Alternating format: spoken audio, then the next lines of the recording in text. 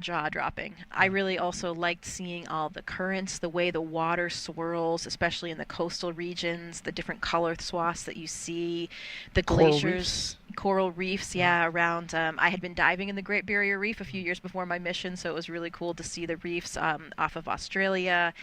The Patagonia ice fields, another favorite spot of mine, the where these like glacial tongues kind of come down and you see these high altitude turquoise lakes, and it reminds you how beautiful the planet is. And there are so many places that I know now that I need to explore that I weren't even necessarily on my list before my mission. And you saw Antarctica, a Spot of place where mine, you the did where a lot of research. yeah, given the latitude, given the inclination of the space station, we don't get an incredible view of the Antarctic, unfortunately. I wish that we did, but you can see the See Southern parts. Ocean Yeah. and a little bit in the distance.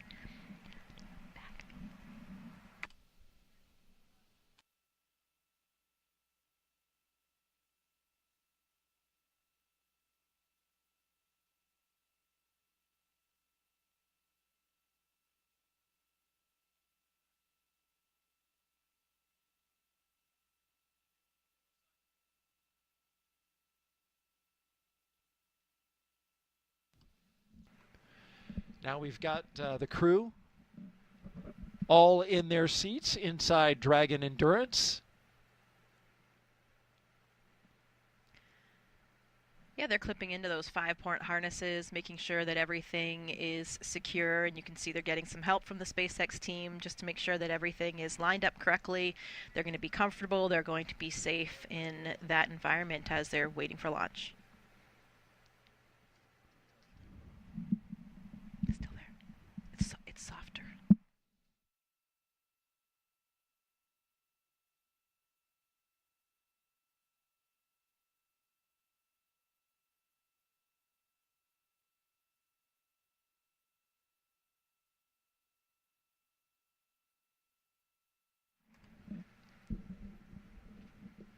All right, once the crew gets settled into Dragon, we will start hearing a lot more chatter on the mission loops. That's because the crew will have to participate in different communication checks. We'll also see a test of their suits again, a second test. We saw this in the suit up room, but they will repressurize the suits.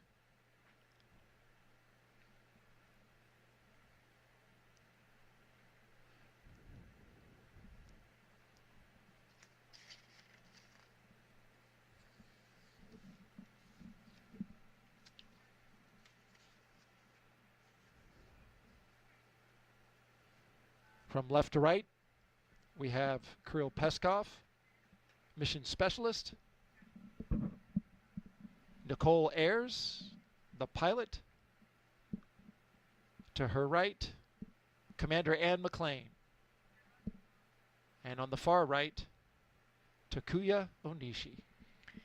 Yeah, and you can see that the SpaceX personnel are passing them some cue cards that they can use, for monitoring the different phases after liftoff along the ascent corridor and all the different aspects, all the different stages of the flight profile, so they can really make sure that they're monitoring the correct information. Obviously, they've been through this in many, many simulations before, but always good to have those reminders about what you're looking for when. You can see the control displays are really just above Anne and Nicole's heads there, so we can't actually see the displays themselves, but once they're in looking up, they'll be able to monitor all of the displays that they're tracking. All 4 seats will articulate up into launch position, as you mentioned, and then they'll have access to their screens, their heads-up displays.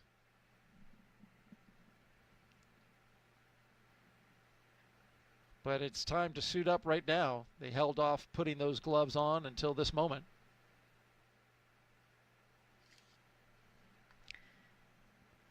Yeah, making those final preparations. You can see they have a footrest there as well, and so the bottom of the boot actually has a little divot in it, so there's a little mechanism that they can slide their heel onto to help keep their heels in place as well, keep their feet in place. Kind of like a bike shoe. Yeah, a little bit like that. Lots of zippers. You need to make sure that you have good integrity in all of those closures to make sure that you can maintain your pressure in any possible emergency when we would need to pressurize those suits. Of course, that's the reason why we wear these pressure suits. If for any reason you had a depressurization of the vehicle, then that suit would be able to maintain pressure to keep you alive, delivering all of the necessary life function. So they're getting oxygen through that suit. They have their communication lines into that suit. And we've seen that suit flight proven in a more recent mission, a private mission where they depressurized the capsule intentionally and allowed one of the private astronauts to go out and do a spacewalk. In Yes. fact, he is now NASA administrator.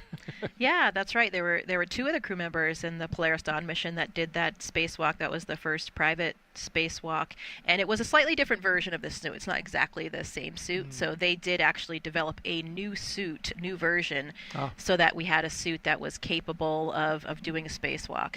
You know, in space vehicles, we wear these launch and entry suits, and that's mostly a pressurization suit, as we mentioned, for maintaining the pressure if you had a vehicle depressurization. Not necessarily the same thing that you would use to do an entire spacewalk, because you need different levels of protection and different functions for that.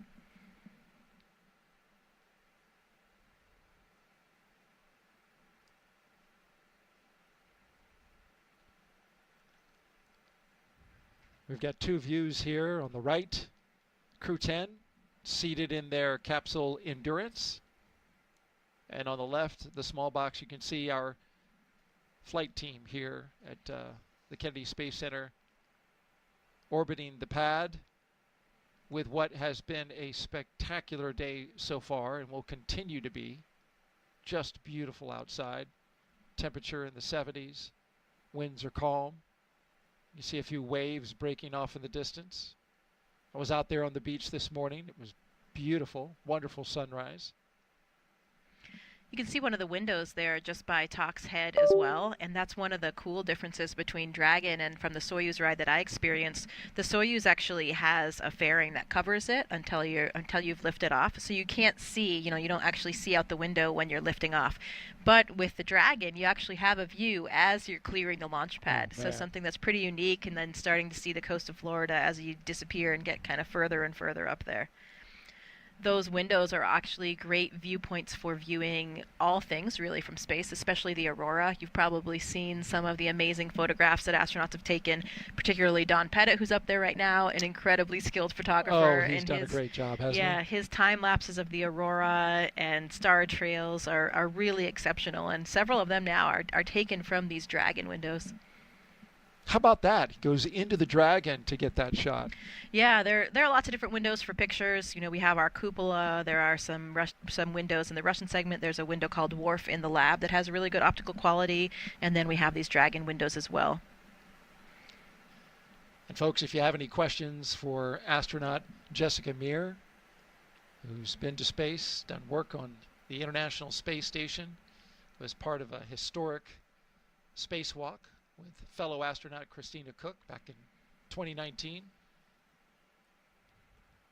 Just send your question with the hashtag AskNASA to our social media accounts on Facebook, Twitch, X.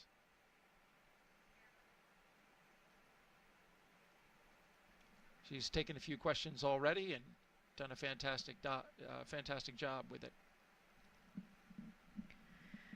I've also heard that because of those windows and the lack of a fairing cover like the Soyuz has, it's actually quite a bit louder in terms of the sounds that you experience as you're lifting off the launch pad. Not as insulated. Yeah. So that'll be a comparison for Anne and for Talk as well, since they've both ridden on the Soyuz. Right. But for our pilot, Nicole Ayers, and our mission specialist, Kirill Peskov, it will be all brand new. Yeah. And I hear the NASA astronauts and the veterans of spaceflight enjoy watching a first-time astronaut, get their first flight. Oh, yeah, absolutely. I mean, it's like doing anything in life, right? No matter what it is, over time, you might get a little bit jaded by it or kind of forget how special it is. I think about that a lot when I give tours to people at NASA. You walk into these buildings, which you're in pretty much every day, and then you bring someone in who sees it for the first time of their eyes, and then you remember how special and cool it is what you're actually doing. And I think that's really important, right? Sometimes you need to really take that step back and have that perspective. Now, certainly there's nothing mundane about going to space, whether it's the first, second, third, or fourth time. But Anne and I talked a little bit about that before this launch, about how differently it'll feel. And I think for me and from other people that I've talked to, my first memories of the first few days in space are really pretty hazy. And I think that's because your brain is just simply overwhelmed. You're navigating now in this three-dimensional volume, which is entirely different. You're physically having these new neural networks in your brain that are forming. And you see the experienced flyers, they come in and they're a little bit more graceful from the beginning. And I think that's just biology. Those neural networks in their brain are already formed. And even if it's been 5, 10, 15 years since they've been in space, they're suddenly reactivated and they're just able to deal with it from the beginning. So I was wondering, I asked Anne to pay attention to that. Your memory of those early moments will probably be more clear than it was the first time, just because it's not as new and not perhaps quite as overwhelming. That's fascinating. And she was asked by the press what she would do different on station. And her response was to really enjoy the in-between moments more, really savor it. Because, as you just mentioned, when you first go up, and the biology behind it, it all races by. So she said she wants to be intentional about taking these moments to really savor being up in space. Never know if you're going to be able to go up again. Yeah, that's incredible advice and something I think about a lot as well. I remember having that conversation with my commander, Luca Parmitano, and it was his second flight. And I remember him telling me that there were so many things from his first flight that he didn't really remember because, again, your brain is so overwhelmed. You're so, you're thinking, please don't mess up, please don't make a mistake, and you're thinking about the next thing or the intensity of what it is that you're about to do, and so you're kind of forgetting to just enjoy that moment and appreciate that moment. And in doing so, he thought that really affected the way that he remembered the mission, because if your brain is just spending so much time thinking about those other things, you're not really fully comprehending and appreciating the moment that you're in, and so the memory is not really seared in there in the way that you might want to remember that. So that's definitely some advice that I'll be taking if when I go back to space, because you just need to really, as they say, stop and smell the roses, make those moments, because those are the things you want to remember. And the space flight, when you're up there, I was up there for almost 7 months. Seemed like a long time, but relative to the amount of time I've been here on Earth, it was very, very short. And now, I've been back for 5 years, and it feels almost like it was a dream. It's hard to believe that it actually happened, because it's just so different and extraordinary compared to everything else you've done your whole life.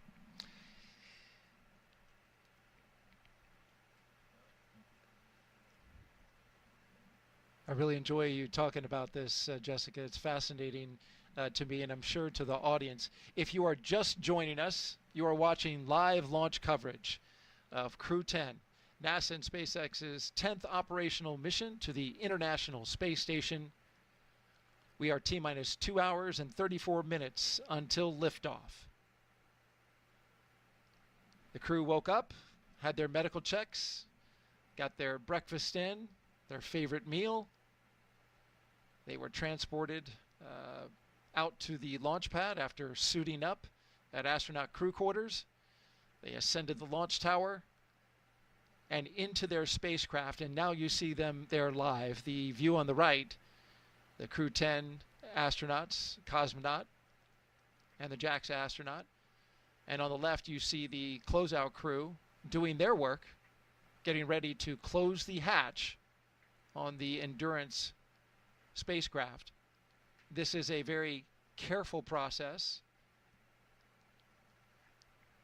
because any small amount of debris, even as small as a human hair, if it gets in that hatch, the seal, it could cause a leak. So the crew is methodical as they go through their steps to make sure that seal is in pristine condition. Yeah, luckily we will do that pressure check one more time, and we'll do that pressure check of the capsule itself as well, so we'll know, before we lift off, we'll make sure that we verify we have that integrity. And that has actually delayed launches a little bit in the past, where, we've found something in the seal, and they've had to find it and still been able to move on and lift off as planned. We talk about what the crew's been doing. We, as astronauts, actually sleep shift before these missions, depending on what time our launch is, depending on how long the phasing will be to get to the space station, because of course we want to make sure that we can arrive and be pretty well rested. It makes for a really long day. The crew actually, their official wake up time was at noon today, so they've been kind of adjusted to this sleeping in, staying up late schedule, which is perfect for people like Anne and myself. We were made for that. So banker's hours here for them. I love it. I get up early. I enjoy getting up early, but this is a perfect mission timeline for folks like yourself and Anne. I mean, it is fantastic. And we're going to have a beautiful view tonight. I am really looking forward to this because we will be launching at 7:48 and 57 seconds p.m. Eastern Time, and that is right after sunset. It will be twilight out. And when the spacecraft and the rocket get up a certain distance and altitude, the light really plays with the exhaust from the rocket. Some people call it the jellyfish effect, but you get this tremendous visual of the rocket going into space, and it sometimes creates light patterns that are unforgettable. Yeah, it was about the same time of day when I took off on my mission, and everybody described it as being such an incredibly gorgeous time. Spectacular, really, to be there viewing it, given that changing light, as you were mentioning, for twilight. So this should be quite a show here for everybody that's gathered in Florida today to see it. And as we look at the crew inside their spacecraft Endurance, another question coming to us on social.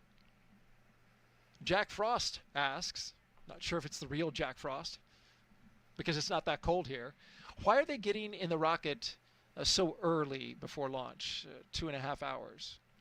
Yeah, so for all space missions, we really kind of have to backtrack the amount of time it takes to do all the things that we require to launch on time. So we want to make sure that we have enough time in the timeline to get the crew safely into their seats, to get them all strapped in, to do all the pressure checks that we talked about, to make sure that their suits have good pressure integrity, good comm checks, to make sure all the systems are functioning normally, to shut the hatch, and again do that another pressure test to make sure that we have good pressure integrity for the vehicle. So for this particular vehicle, the way that this timeline has worked out for the crew gets them in the vehicle, about 3 hours before launch. It certainly has a little bit of padding in there too, because sometimes you might have something slightly off nominal, not according to plan. Maybe you have to address an issue with a suit or something like that. But this is a pretty finely honed timeline, and now that we've had several of these missions, it has changed a little bit over time, but I would say this is probably the maximized timeline in order to shorten the crew day for the reasons that we were talking about earlier, to make sure that they're rested for the long day that they have ahead,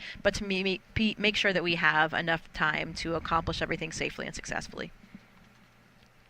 And on that timeline, this is an area, as you mentioned, where they do have a little extra margin. Oftentimes, if everything goes according to plan, they'll have a little extra time there in the capsule. The upcoming milestones we are looking for as we zoom out from inside the spacecraft and right back in, with a big thumbs up from the crew. Those seats will be articulating upwards, and they are doing so now, putting them in launch position. This will allow the commander and pilot to have access to their displays that you see just above them.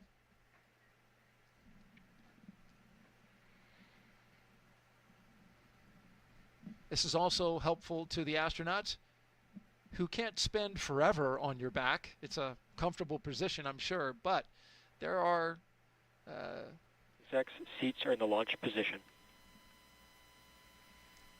There are concerns that, and I know this from the Artemis missions, that you can only spend so much time on your back. So with SpaceX and the late load, it's very convenient. It's a very short amount of time that they spend on their back before going up into space. And now we're getting some of those comm checks.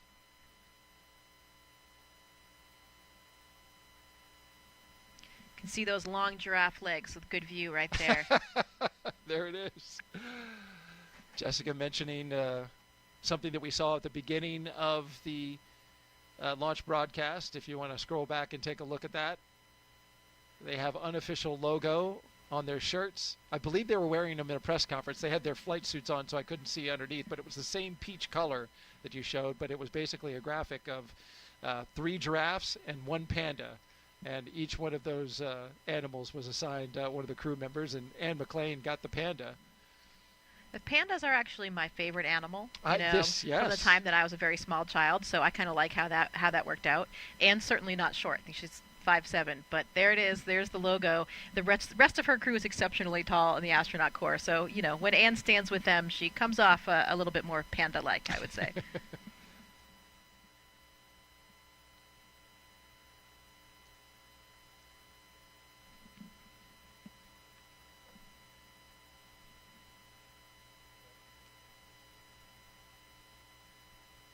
So the next few milestones we should see. Dragon, SpaceX, you are go for Section 2, suit leak check preparation. That's right, is suit leak check. This is the second of the day. Copies, we are go for Section 2, suit leak check prep. So you will, after that brief initial comm check, they will suit leak check. And so you will see the suits inflate. They'll put their visors down. And then when that is complete, they'll do a full complement of communication checks with each one of the crew members. But right now it's suit leak check. So they are about to inflate.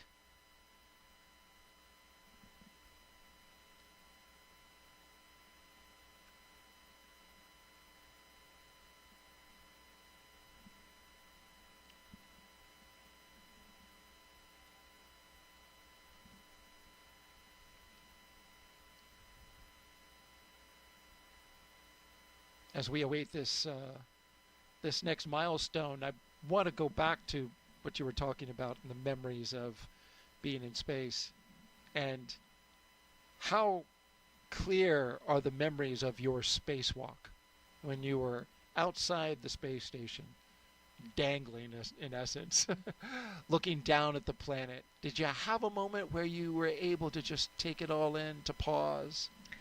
Yeah, again, as we were talking about earlier, you have to be intentional about stealing a few of those moments for yourselves, especially when it comes to spacewalks. Spacewalks are the riskiest thing that we do.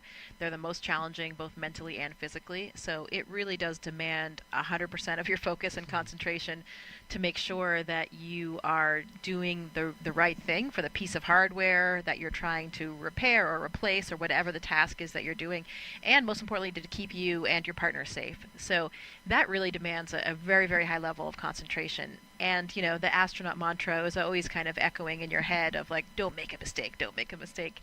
So you have to remember, you get very caught up in the task and the minutia of what you're doing. SpaceX Dragon, Section 2, 2.9, tier complete, ready for leak checks.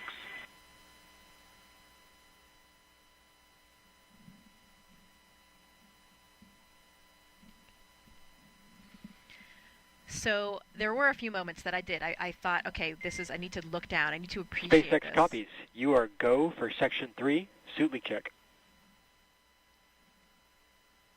Please go for Section 3, suit leak check.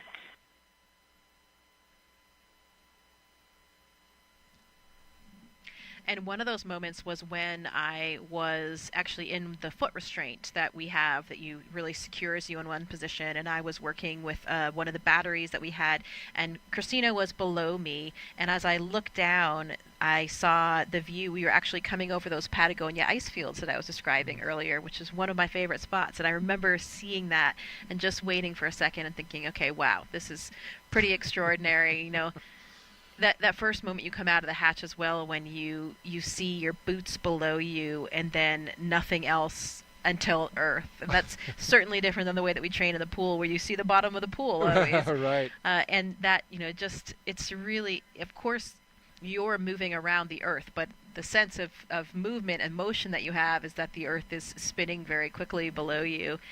And it's really an extraordinary feeling. I remember as well, Christina and I were under the airlock. We had a moment, so had a pause, and we flew right over San Diego, where I went to graduate school. And so we took a moment there to make a shout out to all of my friends and colleagues that lived there. But, really easy to pick out those coastal cities because you have those landmarks when you're looking down at the Earth and you don't have the benefit of the borders drawn on a map. A lot of times geography can be pretty challenging. So those coastal areas are the easy ones to pick out.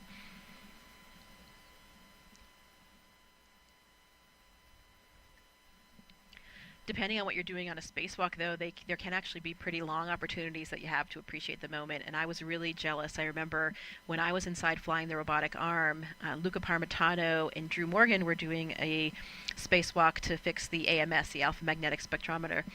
And there was this one period of time where Luca was just riding the end of the Canadarm, the robotic arm on the space station built by the Canadian Space Agency, and he was just riding it for a very long time. He wasn't holding anything, he was just riding it and really looking off into the solar system and the universe. And if you know Luca, he's a talker, and he started getting quite philosophical as well and talking about what he saw and how he felt. And I was always very envious of that opportunity because I didn't have one of those natural lengths of downtime where you had really the opportunity to do that. But you never know. On my next flight, hopefully I'll have one of those as well.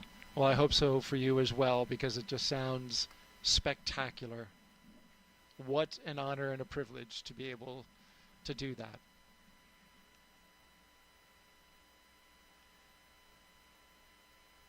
Well, it looks like we're getting some inflation, right?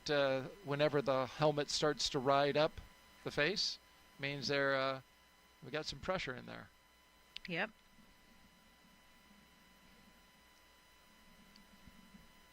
Another social question for you, Jessica.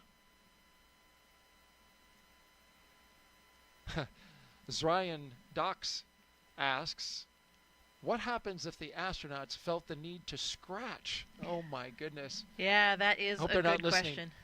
Good question, and unfortunately, often there isn't a lot that you can do. You can see right now they're already finished up with those pressure checks, so it wasn't a very long time. You saw Kirill actually reached right in and scratched his nose, so he looked like he did have something like that. SpaceX Dragon, suit leak check complete for nominal suits.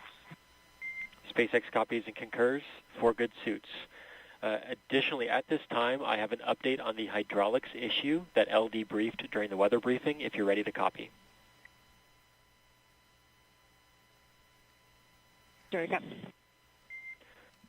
All right. The hardware is healthy, but we are currently still evaluating system performance.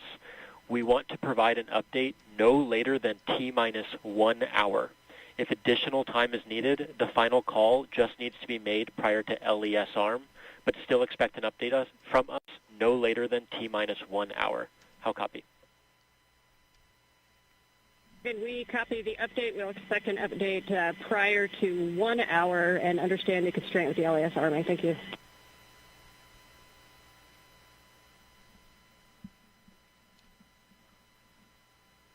So we've mentioned this at the top of the launch broadcast and another time not long after that, that the crew, SpaceX team on the ground is evaluating an issue with hydraulics. Dragon SpaceX at this time. Closeout team will perform final closeout steps and exit the capsule. Your go to proceed to Section 4, side hatch close, and report when ready to close the hatch. Dragon copies, Section 4 and work. So that applies to the team on the left, to the call out that you just heard, as they ready to close the side hatch for Dragon.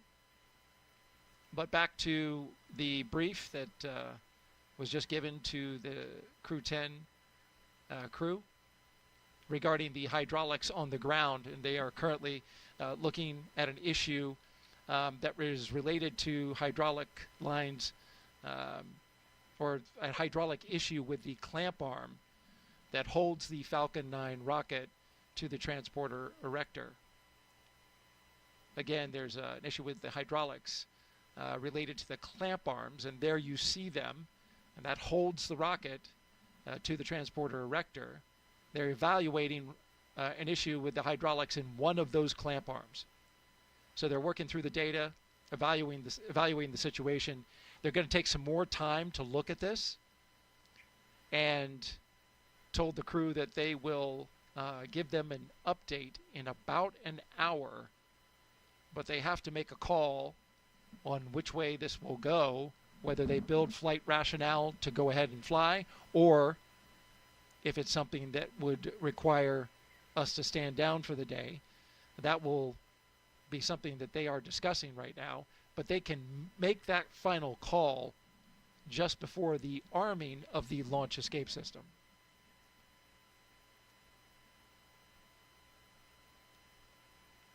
We just completed suit leak checks. Crew-10 is in their seats. Moving forward. Yeah, and to finish off that last question about what happens if you get an itch when you've got your visor closed. Yes. So different spacesuits have, different interiors. If you think about the EMU, the extravehicular mobility unit, that's the spacesuit that we use for our spacewalks on the International Space Station. There are a couple things that you can maybe use to itch a little bit if you have something on your nose or somewhere on your face. There's a Valsalva device that's actually mounted on the visor, and that helps you clear your ears when you're changing pressure. So sometimes if you have an itch, especially on your chin or nose, you can kind of wiggle your face down to clear it that way, to scratch it a little bit with that Valsalva device. You also have a little, the nipple for a camelback water reservoir. It's kind of like that, but it's mounted on the inside of our spacesuit, and you can use that to try to get at us, to scratch that itch if you have one.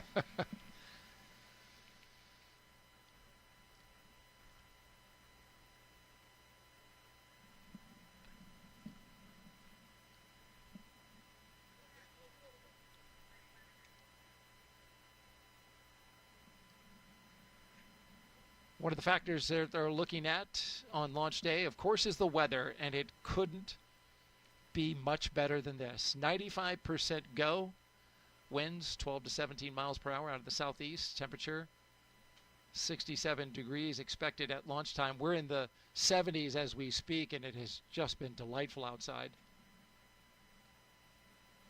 SpaceX and NASA not only look at weather at the launch site, though, but also around the world, making sure conditions are acceptable if Dragon has to splash down in the Atlantic in case of an emergency. So, of course, teams are monitoring contingency splashdown locations if the crew had to come back to Earth before docking with the space station.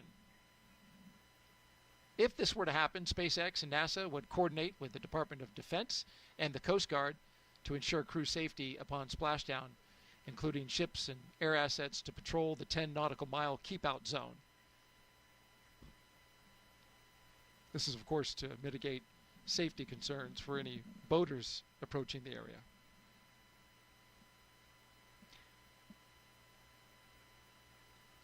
The weather brief that they got at the top of the launch broadcast was that conditions along the ascent corridor were good. They did have some winds that were teetering right on the line, but they were expecting them to go down. And how about that? What a beautiful view. A nice sailboat off in the distance, though I'm wondering if that is okay. Yeah. Now that I think about it. Looks like it might be a violation, and I know that that actually prevented a few or delayed a few shuttle launches in the past, didn't it? Right, boats that were in the area that weren't supposed to be there. It did indeed. I can tell you with a fair amount of certainty that as lovely as a day as it is to be out sailing, they are not supposed to be in that location. Now, the area is cleared by the range, so we'll wait for an update from the range to find out what the situation is there.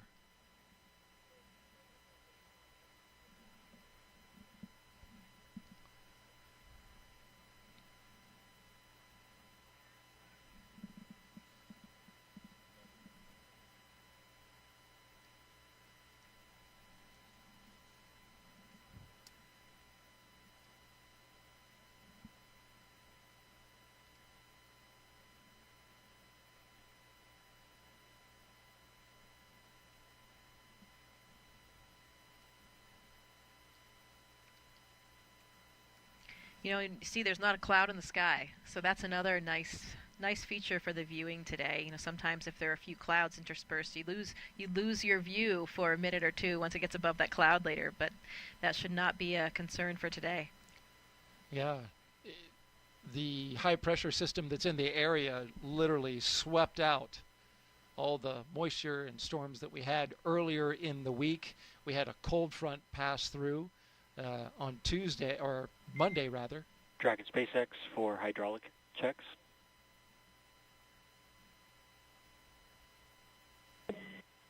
Just giving an update that they're about to start an additional set of kinematics tests on the hydraulic system, so you may feel or hear some valves clicking, but this is expected. Thanks for the heads up.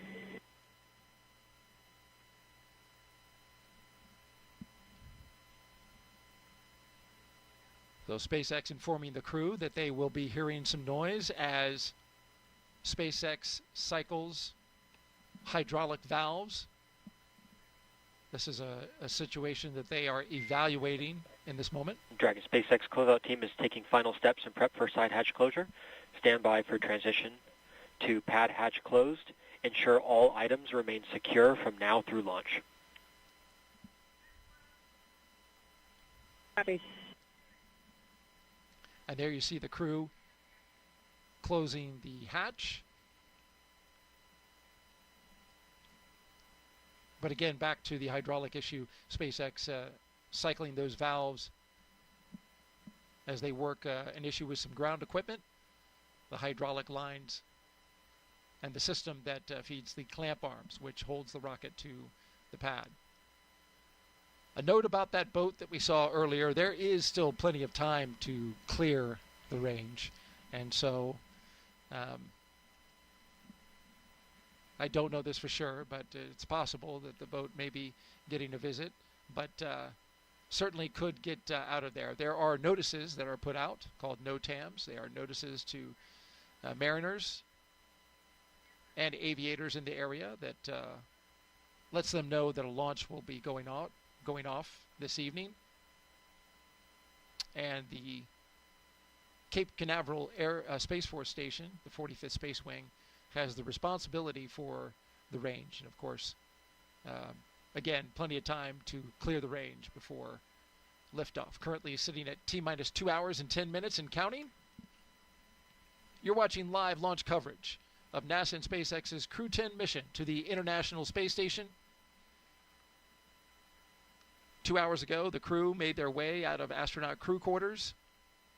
After they suited up, they got into their rides, drove out to the launch pad, ascended the launch tower, walked across the crew access arm and into the Dragon Endurance capsule that you see there. The Endurance spacecraft currently on its 4th flight. The flight leader in the fleet currently. The crew is now inside the capsule, and the team there at SpaceX performing some leak checks to make sure the capsule is airtight.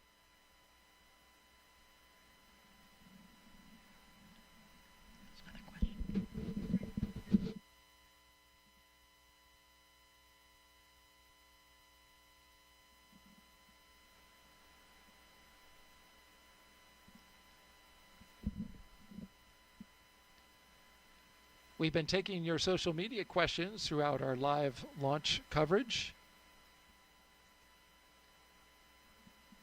Keep them coming. Hashtag AskNASA on Facebook, X, YouTube, and Twitch.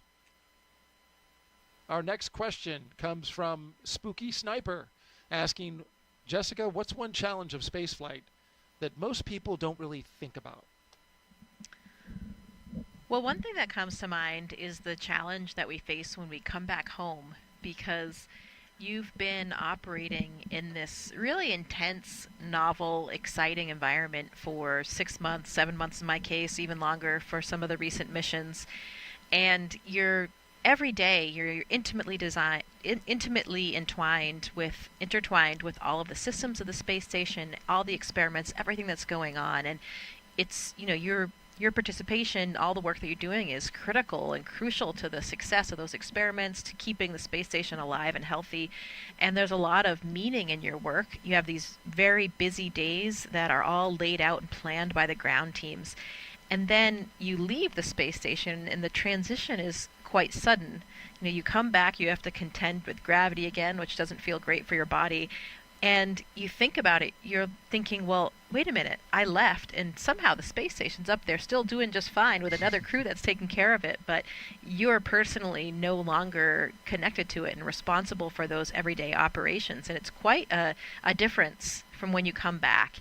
And I think especially for astronauts on their first missions, I've talked to quite a few astronauts Dragon about SpaceX, it. are you ready for comm checks with MD, LD, and DC? SpaceX Dragon, ready for comm check. Copy. I'll initiate the teacher's comm check. Dragon, SpaceX, comm check. SpaceX Dragon, loud and clear. Core, loud and clear. Teacher's comm check complete. Stand by for comm checks with DC, MD, and LD in the launch configuration. Dragon, DC on countdown 1, comm check.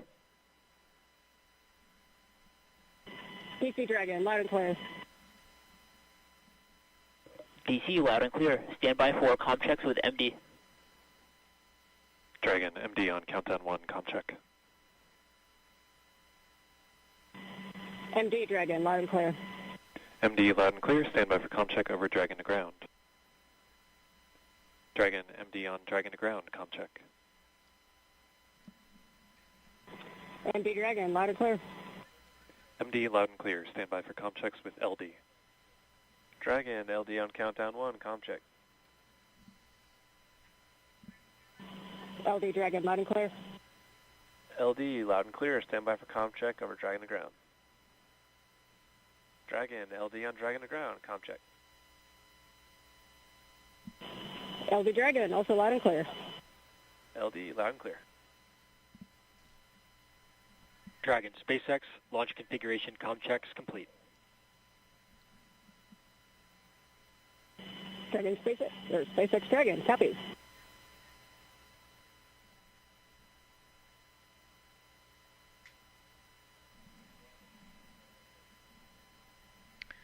Yeah, so to wrap up that last question, when you returned from spaceflight, some astronauts, including myself, have kind of had this feeling of aimlessness almost. You've just accomplished this number one goal that you've had, this dream you've had your entire life from the time that I was 5 years old, from my perspective. And I actually returned at the time of COVID, so it was coming back to a completely different planet. But, finding, again, your purpose and your mission it's probably something that most people don't think about when they think about the challenges of spaceflight.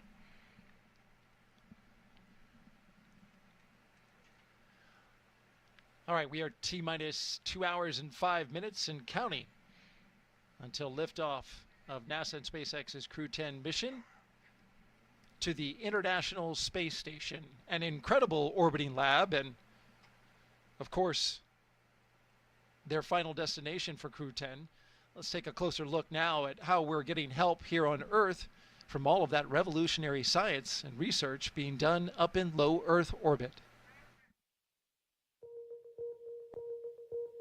The International Space Station isn't just a symbol. It's a powerhouse of cutting-edge science, constantly revealing secrets that defy Earth's limitations and drive us farther into the cosmos.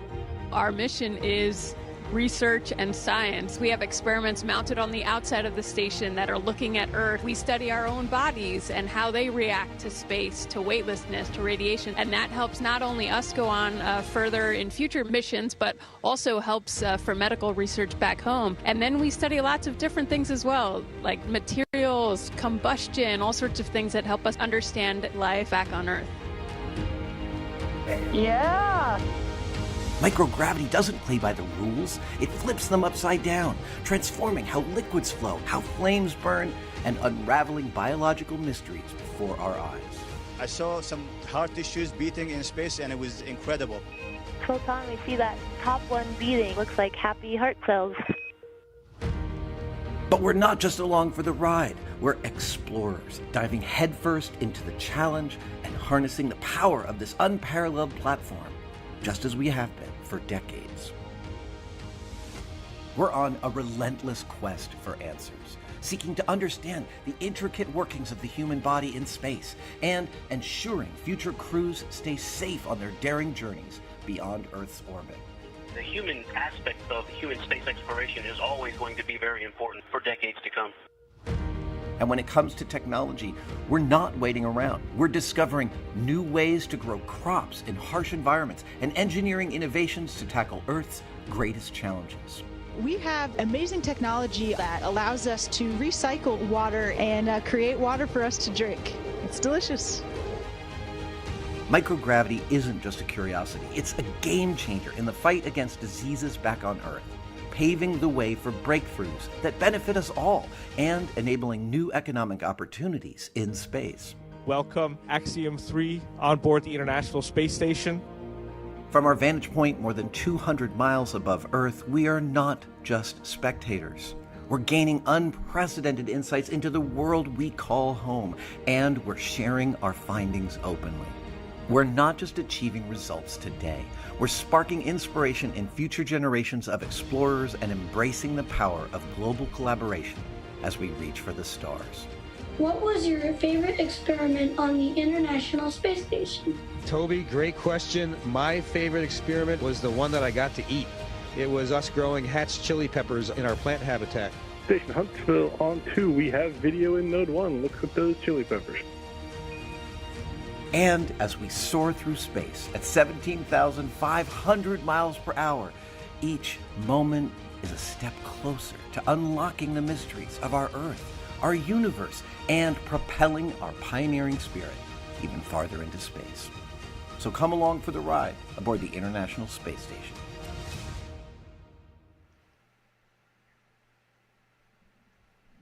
Seeing all that footage from up at the ISS, I'm sure it brings back a lot of fond memories.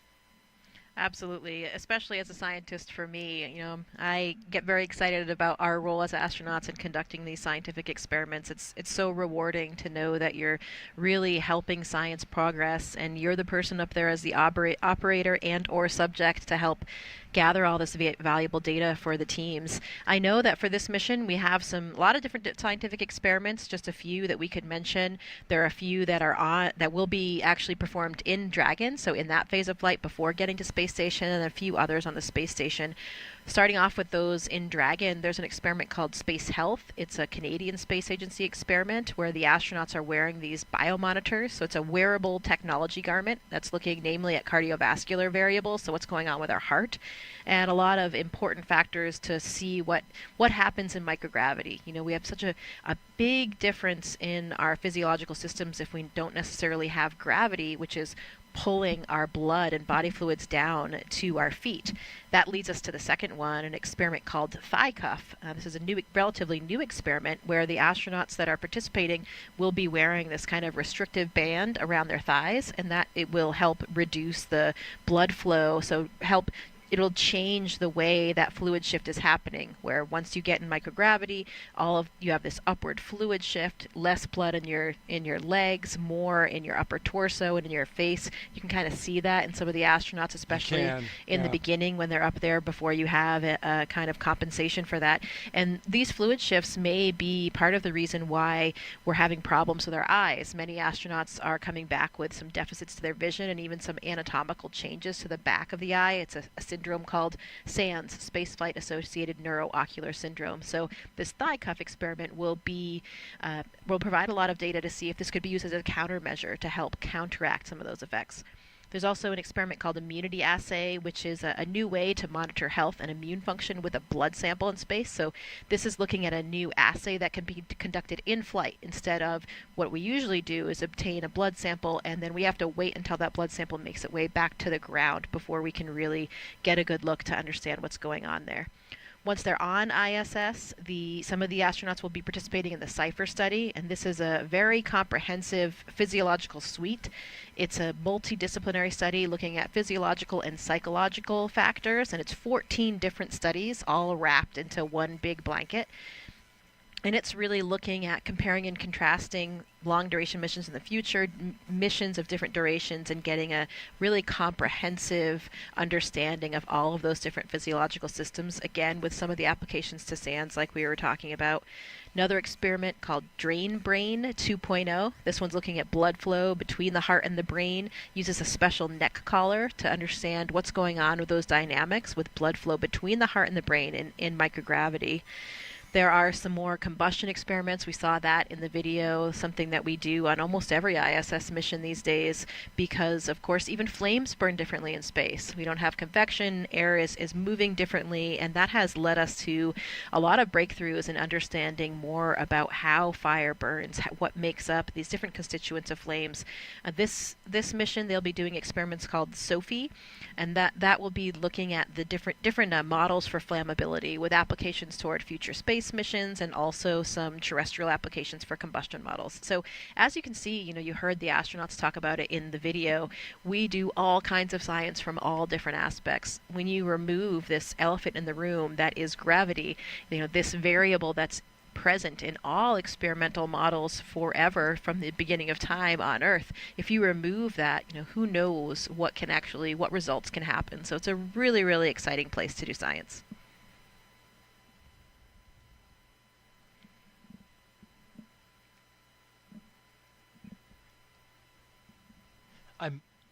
I'm most fascinated by the human aspect, especially what you talked about with how fluid flows inside of the body. Did you notice anything with your vision when you came back? Well, good question. Yeah, I actually did have a pretty extreme case of SANS, and so it was something that when I was on orbit, I did a lot of extra exams and images. So we actually have an OCT machine on board the International Space Station. So this is a machine that we can use to look at the back of our eye, to look at the retina, the choroid, and understand really the anatomy of the eyeball and the surrounding structures. So I actually did have a pretty extreme shift. My only real symptom, and the only thing that has lasted until now, is that I have perfect vision. I actually wore contacts or glasses before I went to space, and for me, so one of the hallmarks of SANS is that you can have a flattening of the back of the eyeball, so this changes the refraction, and for me, my prescription was just this magic amount that was completely counteracted by this change that I had in my eyeball. So now I have 20/15 vision. How about that? And that's persisted for 5 years. Yeah, I usually refer to it as the most expensive corrective surgery. Thank you to the taxpayers. But that is all of the other anatomical changes to my eye have returned to normal, so nobody's really concerned about the health of my eyeball, but I still have this perfect vision. How about that? Wow. So if I go up into space, I can potentially lose my glasses? Well, for most people it actually makes their vision a little bit worse, but it depends on where you start. So we'll have to look into your prescription. If it's nearly the same as mine, then you might have the same result. Then I need to go to space to get it fixed. Forget LASIK. That's really interesting, Jessica. Thank you for sharing that with us. We are currently T-minus 1 hour and 55 minutes and counting from liftoff of the Falcon 9 from Launch Pad 39A at the Kennedy Space Center.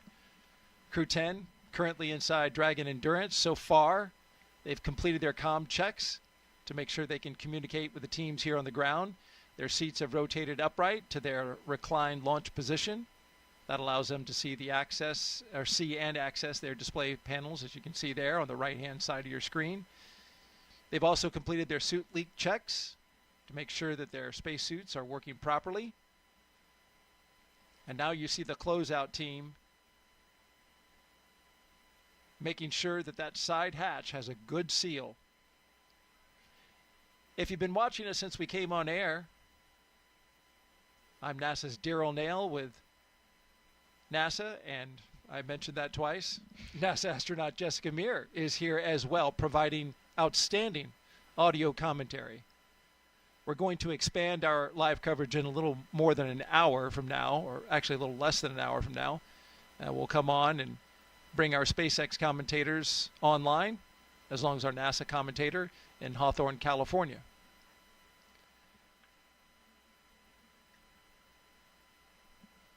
Here's another look at the crew going into space today.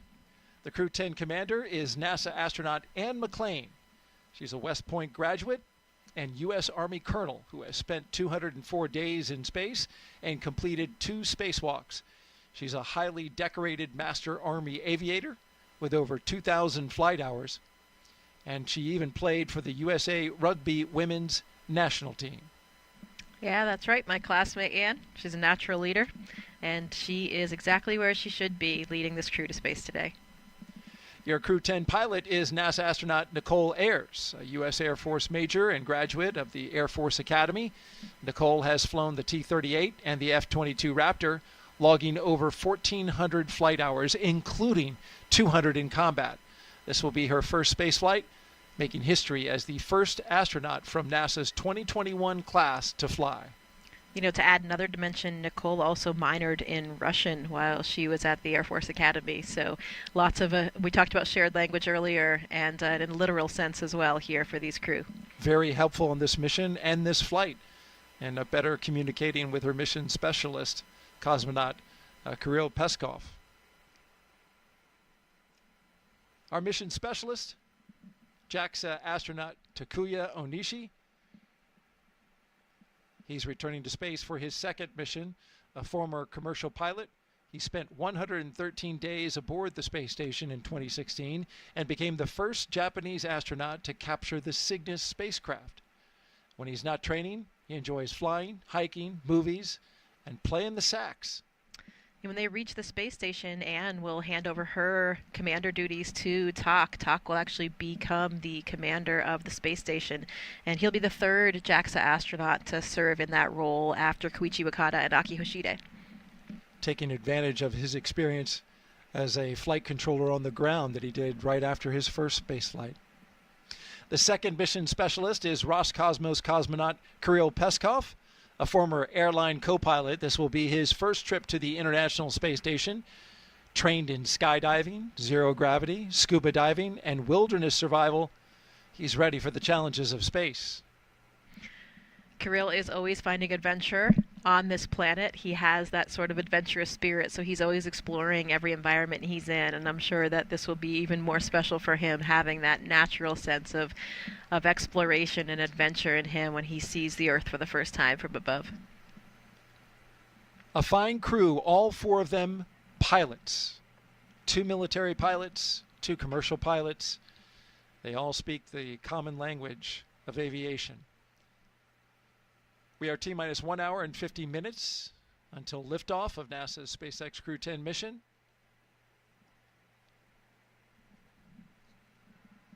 We have 3 astronauts and 1 cosmonaut inside of Dragon Endurance atop a Falcon 9 rocket from Launch Pad 39A at the Kennedy Space Center in Florida, and they are headed to the International Space Station to help maintain the orbiting lab. Once on board the International Space Station, Crew-10 will become members of Expedition 73. As Jessica wonderfully explained, they will conduct research to understand material flammability, contributing to future spacecraft design, and study how spaceflight affects human physiology and psychology, an important aspect as well. The crew will also engage with students worldwide via ham radio, and they will use existing hardware with newly integrated software to test a backup lunar navigation solution, helpful for our Moon to Mars program.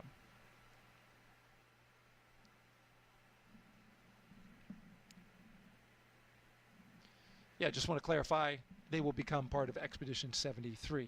72 is currently on the station, and there you see some of our crew members from Crew-9. Yeah, that's right. The expeditions actually change over with the Soyuz launches. So the next Soyuz launch will actually, Johnny Kim's launch on April 8th with Sergei Ryzhikov and Alexei Zubritsky, that will mark the beginning of Expedition 73. Right.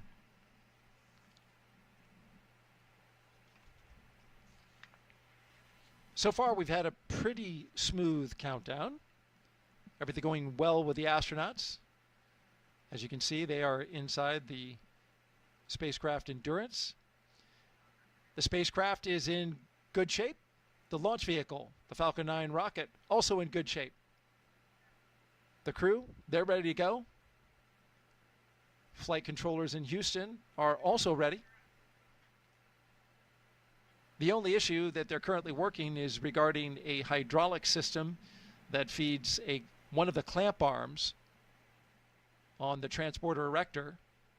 That clamp arm helps hold down the Falcon 9 rocket before liftoff. The crew was updated about this, and SpaceX is currently working it with teams from NASA. They expect an update in about a half hour,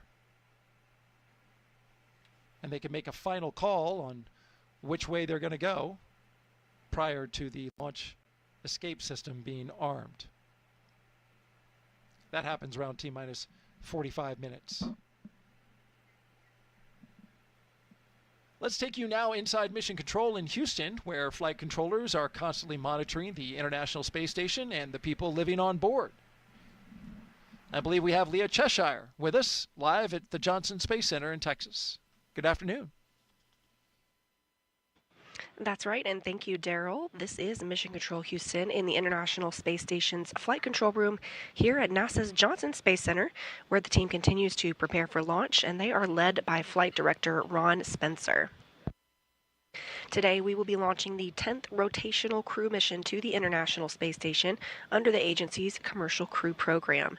Now, following Crew-10's arrival, the space station will have a total of 11 crew members aboard for just a few days.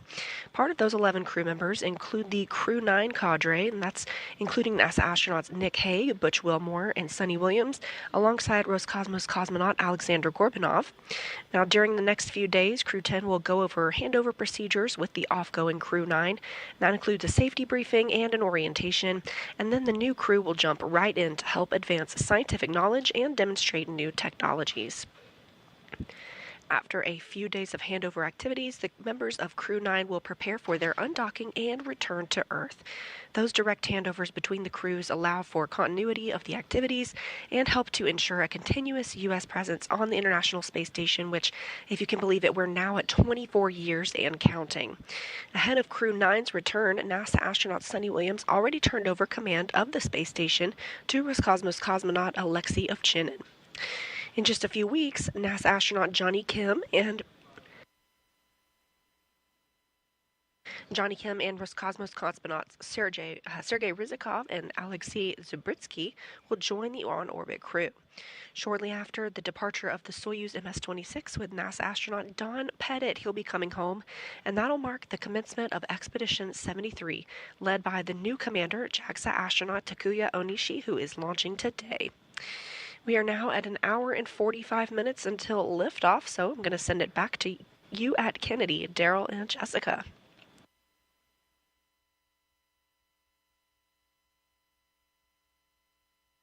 Thank you very much, Leah. Appreciate the update there from Mission Control in Houston, Texas.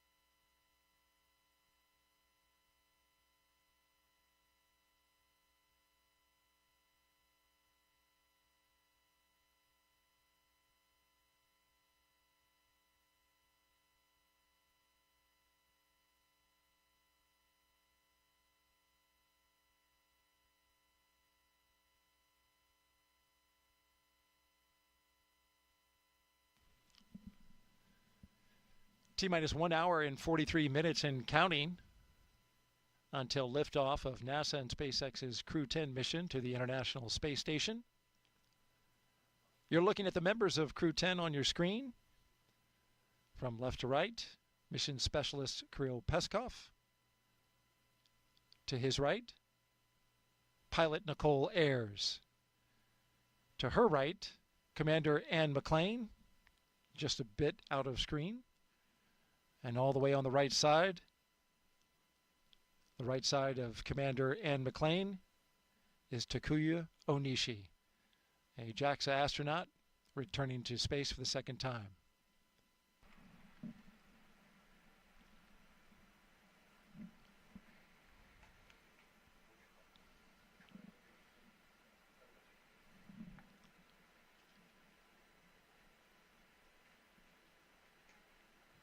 As Crew-10 prepares to launch, they are allowed to have a few personal items with them for their roughly 4-month stay in space. A few of the things they're taking up. We asked Anne McClain. She said that her and her crew were able to pack some personal gear to meet them on the ISS. It's going to go up on SpaceX 32 in April. She packed some sports team shirts and schools she attended, along with some holiday gifts for the crew.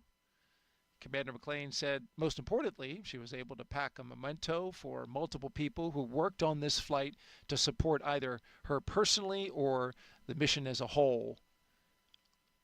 And of course, she's going to bring those items back and return them to their owners after flight. And they include things like pins, necklaces, and rings. For Takuya, he's taken a lot of pictures of his family, friends, and colleagues up with him. Also some school banners, which is pretty common with the astronaut corps to take up various school and university paraphernalia. I think I remember your brown university sweatshirt. Departed the crew arm. SpaceX Dragon, copies.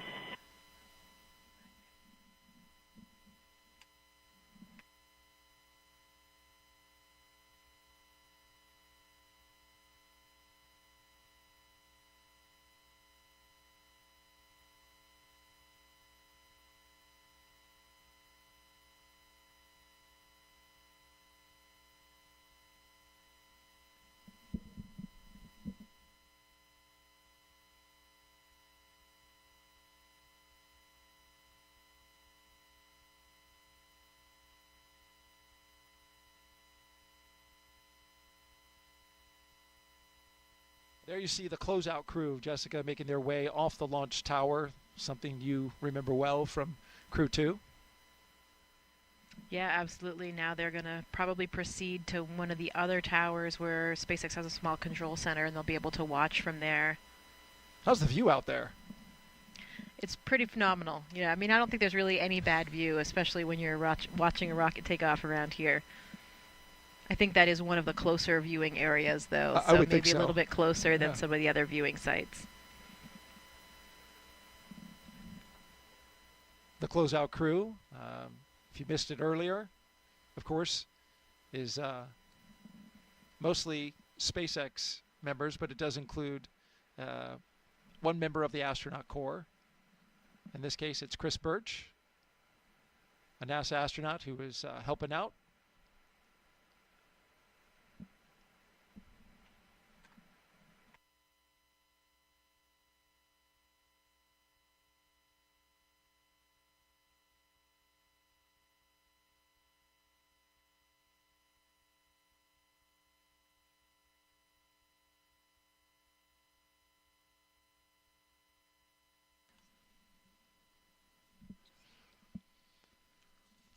As Crew-10 launches, that means Crew-9 will return home soon. Crew-9 launched from Pad 40 at the Cape Canaveral Space Force Station back on September 28th of 2024. That was a unique flight because it was only 2 crew members in order to make room for Butch Wilmore and Sonny Williams, who flew up on a Boeing Starliner test flight, but are going to be coming down in those 2 open seats with Crew-9. They've been part of Expedition 72, along with Crew-9. Wilmore and Williams have been living and working on the space station now for over 9 months. The other two for a little over 5 months. Once Crew-10 arrives, there will be what's called a direct handover for 4 days, or what they call 2+2, which is shorter than usual. And then Crew-9 will undock. Talk to us about that handover period and why it's different this time, Jessica.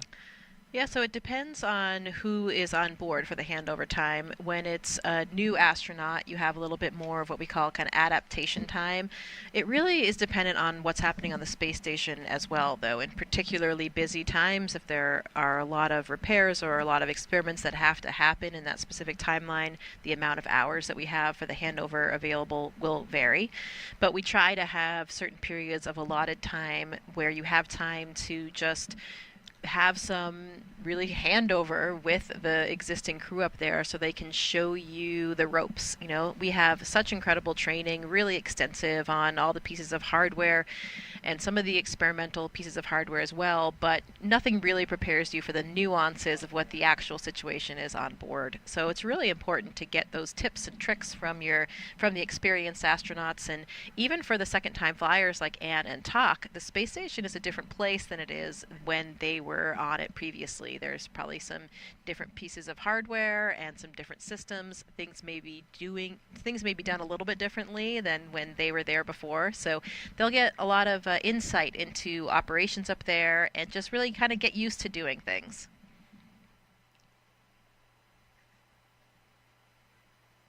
And that 2+2 is 2 travel days and 2 days of direct handover? Yeah, it's 2 days of real handover where the two crews are really overlapping and have that dedicated time to hand over activities, and then the other two is 1 arrival day and 1 departure day. So that's what makes up that 2+2. And these handover times can be really variable. We strive to have enough handover so that we, can instill enough confidence in that new crew before the previous experienced crew departs. But we are so tied in with the ground teams now, and we also have been operating up there for so many years. This November will actually mark the 25th year of continuous human presence on the International Space Station. Isn't that amazing? So it is truly an incredible feat, but because of that, we've done things a lot of times now. We have pretty well potted procedures. So sometimes that handover, it can be replaced by our interactions with the ground team as well. We strive to maintain as much of it as we can, but sometimes coming and goings of different activities and different spacecraft dictate differences in that plan. And also, we are aiming for this 4-day handover period, but we don't know exactly what it will end up as because, of course, we have to have good weather conditions back on the ground before we will undock Crew-9's vehicle. So in the end, we could have a slightly different than this 2+2 handover that we're expecting, but we have to plan for something. It really can vary, as you mentioned, because splashdown weather is a critical component, as you mentioned, before the crew can come down, and that's pretty unpredictable for where they will be coming down. Though I was talking to one of our meteorologists here at the Kennedy Space Center, and I asked, well, we have such wonderful weather this time of year. Is it more beneficial this time of year, to be launching and doing the missions? And says, well, not necessarily. Winds really get kicked up this time of year. We have fronts coming through. We had one come through. Winds today, you can see the flags blowing out there by our press site at Launch Complex 39. They're pretty tame today, just in the teens. But earlier, when that front first went through, we even had a tornado pop up in the central Florida area. So winds are a watch item, and they will certainly be something that they will be looking at in the Gulf and the Atlantic, where we have opportunities for the splashdown sites.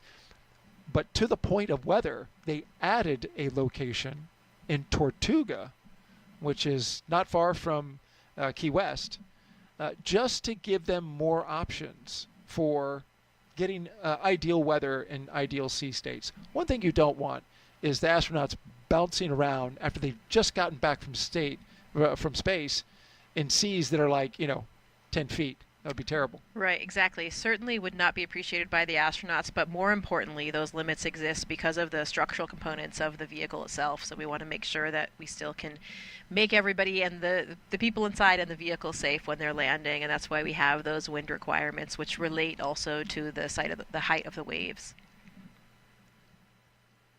We are currently at T-minus 1 hour and 32 minutes and counting until the Crew-10 flies to the International Space Station. We're getting ready to do a health check in just a few minutes of the launch escape system.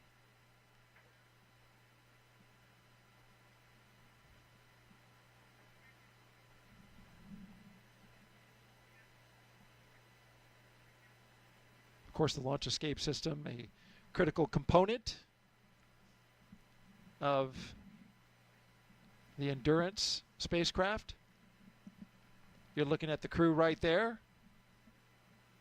On the left, Roscosmos cosmonaut and mission specialist Kirill Peskov. Yeah, that launch escape system will be armed 2 minutes before they start loading the propellant, and of course that's for good reason, because we're sitting now on top of this incredibly combustive material, and that will stay armed. The escape system will stay armed through orbital insertion, and either the ground or the crew can send that command. It has 8 Super Draco thrusters that fire in order to bring the crew to safety, and those thrusters are specific to the abort system, so they're only used for that abort system. The crew can actually hear it arm with like very loud thump, and then they can hear the fueling of the valves, and they can hear the flow of the fuel as well. There's a T-handle on board that the crew can activate if they needed to jettison themselves to safety. And we'll hear those calls once we have liftoff and we're getting into those different phases of abort. We'll actually hear Anne McLean make those calls, and we will know exactly where they are in terms of those flight phases for which aspects, which areas of the flight profile they're on.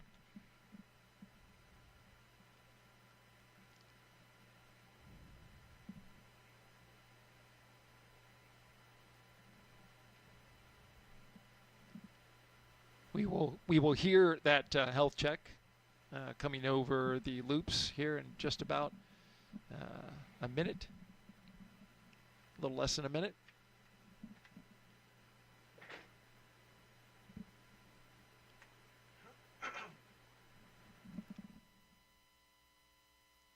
You know, we think about these abort systems, and certainly it's something that we never want to have to use, but when we do have the few occasions when we do use them, it's actually an incredible test and gives us a lot of faith in these systems.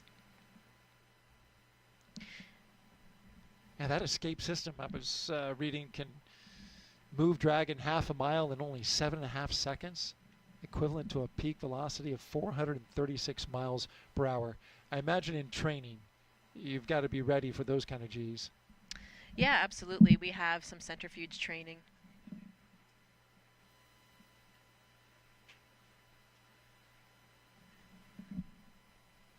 Yeah, we have centrifuge training in order to familiarize ourselves with that G profile. So, for example, for me as a Soyuz flyer, we went up to about 8 Gs, and that is to prepare for any off-nominal entry. Normally an entry, like for my entry, I experienced only about 4.1 Gs during the landing profile.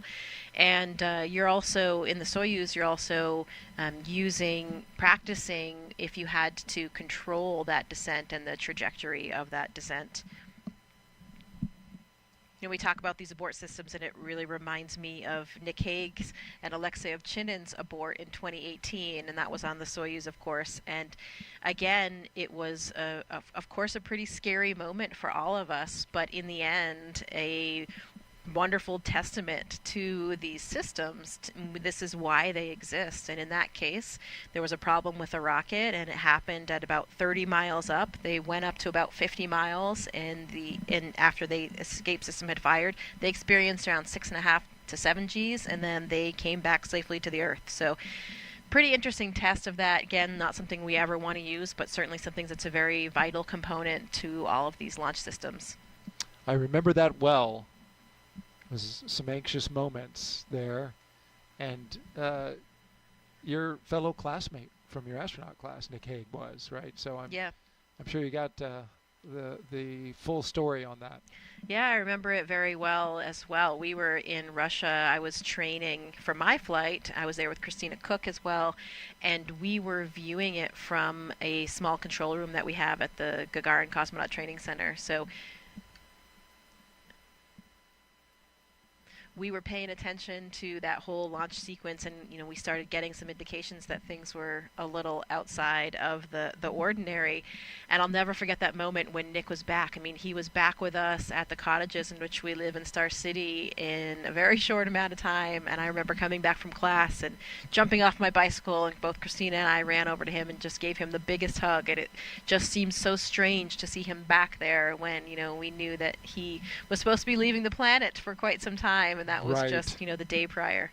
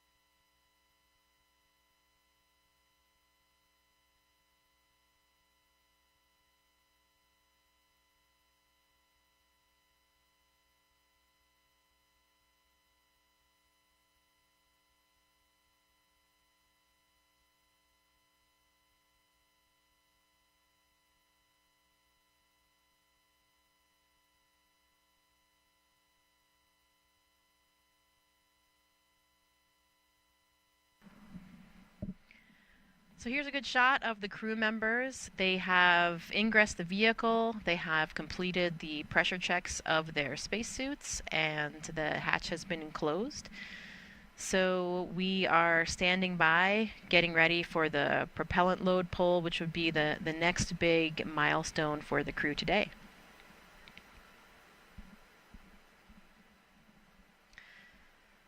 Dragon SpaceX for post-ingress briefing.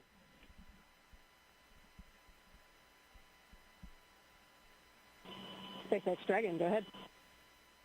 Just wanted to give you a quick update. We are still discussing the hydraulic system performance. They did finish those kinematics tests and they look nominal, but we are still in discussions and evaluating the system for flight readiness. But otherwise, F9 and Dragon are tracking no other issues for flight. SpaceX Dragon, crew copies all. Thank you. So you've just heard that update from the SpaceX teams. They are still monitoring the hydraulics for the clamp arm system that's holding the Falcon 9 in place. And so still making some evaluations there. The good news is they're not tracking any other technical issues. So hopefully we will get to a good place with this one and can continue on toward a launch today. Speaking of launches, NASA and SpaceX joint launches, there was a very interesting launch just last night from the Vandenberg Air Force Base on a Falcon 9, and that was the Sphere X and Punch missions. The Sphere X is a spectrophotometer that is really looking at the history of the universe, and it is using near-infrared spectrometry as a near-infrared space observatory that's going to be what's providing comprehensive all-sky survey of the near-infrared spectra of 450 million galaxies. So really cool stuff here that it's basically a telescope that's taking images of our skies in the infrared and providing a map of the universe, and it will allow us to interpret a sort of history of our skies, as one of the scientists described, like time travel, so that we will see what happened even 1 second after the Big Bang and start having a better understanding of the origins of the universe. Another system that was on board the same rocket was the Punch experiment. That's 4 small satellites that are looking at the solar corona. So that's the outer atmosphere of the sun, and will give us a lot more insight into what is happening in that layer of atmosphere on the sun. So some really incredible scientific instruments that NASA and SpaceX launched together just last night.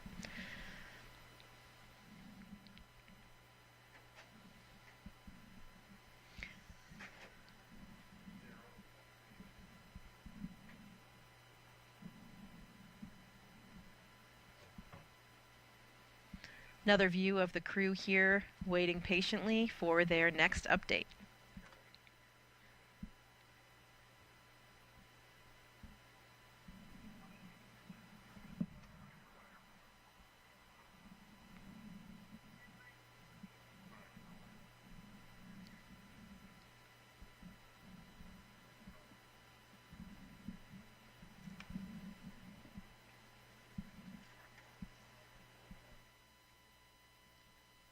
Jessica, the Dragon spacecraft Endurance will take Crew-10 to space today, and as we've been talking about, it's the 4th flight for the capsule.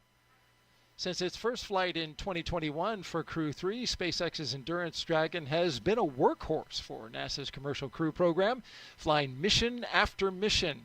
It has safely carried astronauts to the International Space Station.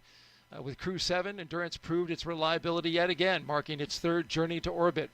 In all, Endurance has flown 10 astronauts and 2 cosmonauts to and from the International Space Station, and it's supported crews from NASA, ESA, JAXA, and Roscosmos.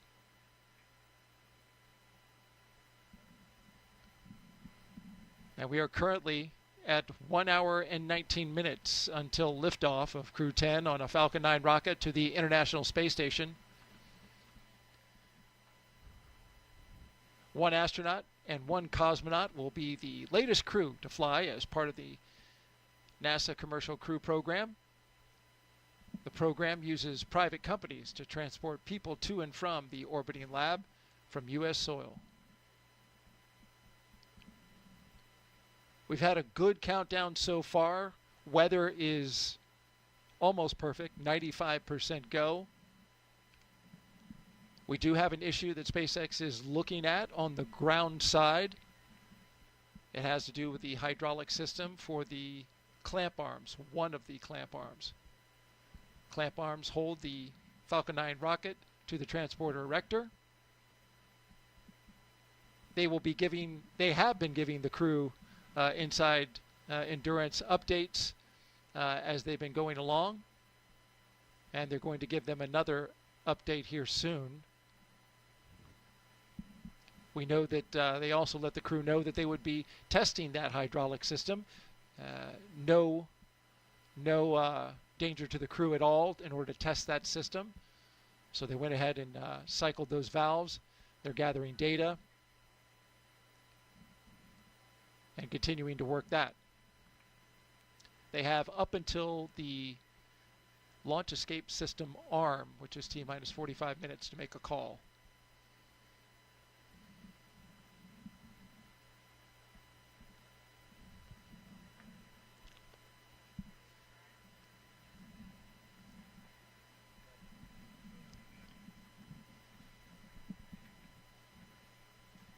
Just inside the spacecraft. It's pretty calm inside there, as we've been seeing, the crew. But what are you feeling in a moment like this? You know, I think it's probably different for everybody. You know, maybe as the commander and the pilot are probably kind of rehearsing the big things that they're going to be monitoring on those displays. I know that for me, in the left seat of the Soyuz, there was, quite a choreography and procedures that we're following every step of the way. And so I was paying very close attention to everything that was happening on my screen. And, just preparing to follow along and do all the things that we had done in all the training and all of the simulations. And we are thinking about everything that's going to happen, thinking about what happened earlier today, saying goodbye to our family members. And most likely, though, I would say really just concentrating on the job at hand and the task at hand. You are really intimately connected with everything that's going on board that vehicle through all of these intense simulations that we've done. And so you are waiting for that next big moment and are ready to do what you've been trained to do.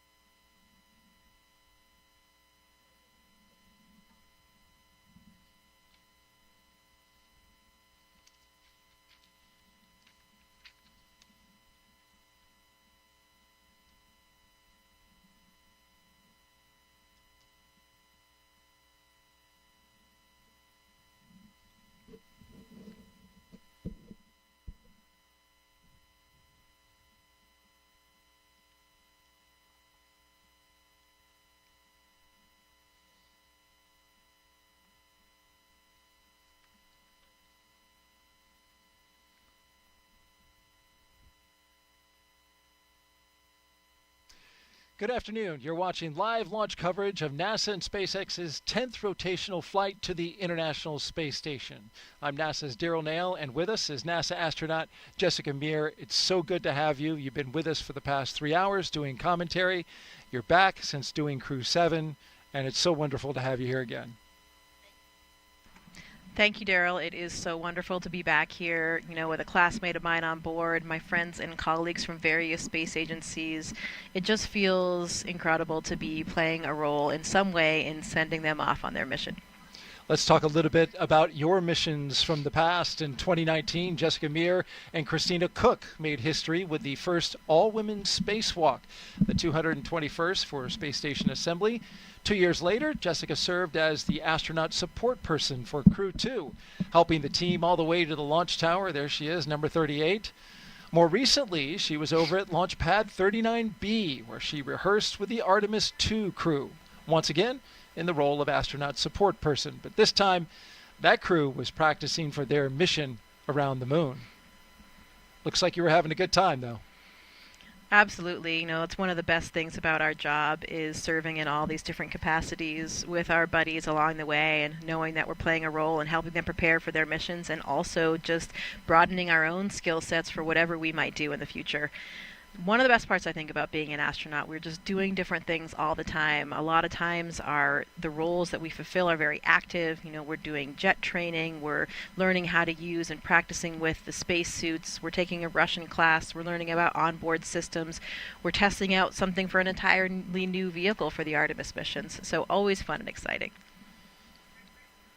And we've got some beautiful views that we've been looking at of the Launch Pad 39A out there for where our rocket's going to be taking off just after sunset at 7:48 p.m. Eastern Time.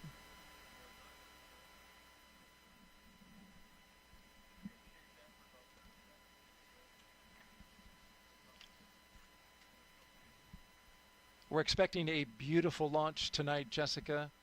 It'll be in twilight, which, as we know around here, for people who watch rocket launches, once that thing gets off the pad, it'll be a little dark on the ground, but very light up high, where the rocket will be doing its separation from the first stage, and see all kinds of rocket exhaust being illuminated by the sun. It will definitely be a gorgeous view. Very special lighting in that twilight period. So it will be quite a show for everybody on the ground here in Florida. Looking forward to watching it with you. Jessica, of course, has been gracious enough to spend the last 3 hours providing her insight analysis about the pre-launch operations and milestones as we count down to launch of Crew-10. Liftoff time still holding for 7:48 p.m. Eastern Time and 57 seconds for those who like to know it right down to the dot. Crew-10, ready to go. All right, let's check in with our team at SpaceX, who will be providing us commentary, along with our NASA commentator. How are you guys doing this afternoon?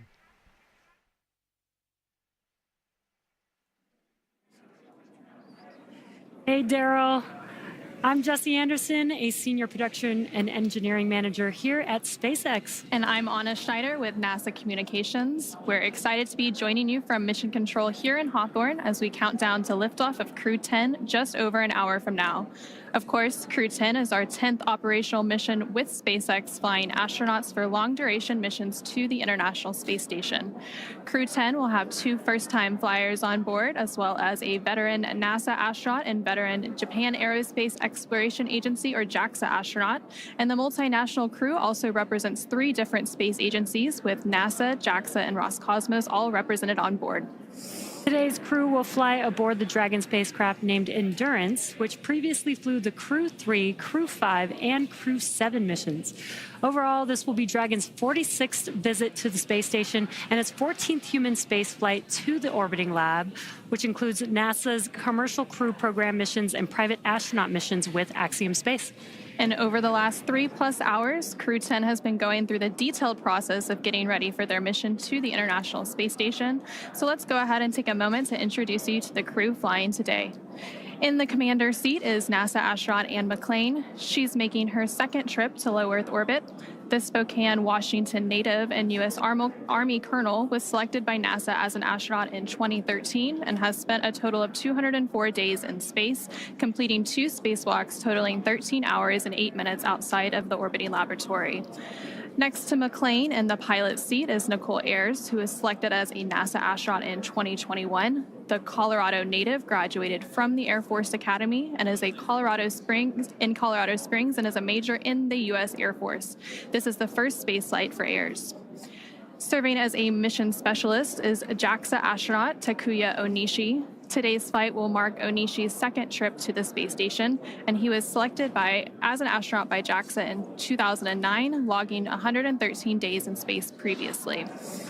Now, to round it all out is Roscosmos cosmonaut Kirill Peskov, also serving as a mission specialist. Peskov was selected as a cosmonaut in 2018 and will be making his first spaceflight today as well. Once on board the International Space Station, Crew-10 will briefly become members of Expedition 72 and then Expedition 73 in April. During their mission, they will conduct space station maintenance along with scientific research to understand material flammability, contributing to future spacecraft design, and study how spaceflight affects human physiology and psychology. The crew will also engage with students worldwide via ham radio and use its existing hardware with newly integrated software to test a backup lunar navigation solution. Now, to date, SpaceX has flown 56 crew members to space since the Demo 2 mission in May of 2020, almost 5 years ago. Now, coming up here at T-minus 45 minutes, we'll be listening for the team to report their readiness for propellant load with a final go, no-go poll.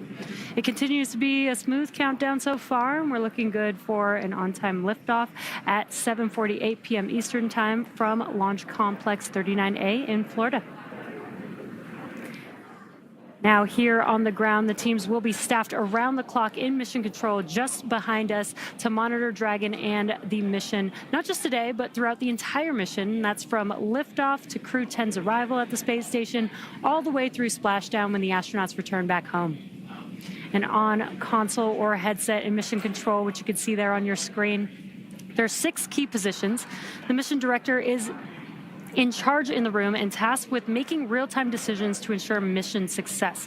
Now, the person that you may hear talking to the astronauts is the crew operations and resources engineer, which you'll hear us refer to as the core throughout the broadcast.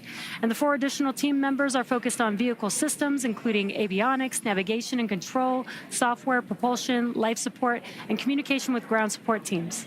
Now, apart from mission control, our Falcon 9 team is currently located in the Launch and Landing Control Center at Hangar X. And with with just over an hour until launch, they are settling in for final checkouts, propellant loading, and launch. And NASA has its very own team members as well at NASA's Mission Control Center in Houston, Texas, who have been preparing the International Space Station for Dragon's arrival. After launch today, Dragon is scheduled to dock to the International Space Station early tomorrow morning on March 13th. And the teams in Mission Control Houston recently gave their go for launch, confirming the space station is ready to receive Dragon and the new crew. Following liftoff, today's flight to the space station will take around 11 hours, with Dragon flying autonomously the entire way. Now, docking again is targeted for 3 a.m. Pacific, 6 a.m. Eastern tomorrow, March 13th. And just like autopilot on a commercial aircraft, the crew always has the ability to take manual control of the spacecraft if needed. And before all of that happens, as the booster returns to the launch site and slows down from supersonic speeds, people in the immediate area may hear a brief double clap of a thunder-like sound known as a sonic boom. Similar sonic booms like this were heard during the return and landing of the space shuttle, and sonic booms like these are one of the hallmarks of reusable systems like Falcon. Here's what some of these booster returns have looked and sounded like on previous missions. I know a lot of people will be excited when they hear the sonic boom. And these are going to provide quite a show because you're going to hear the sonic booms.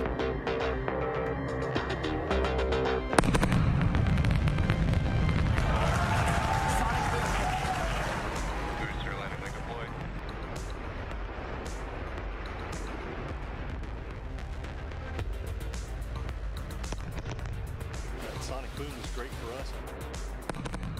That thunderclap broke the sound barrier.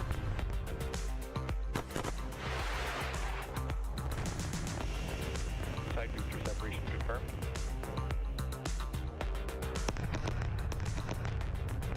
Just heard the 2 sonic booms here in the room. Booster landing confirmed.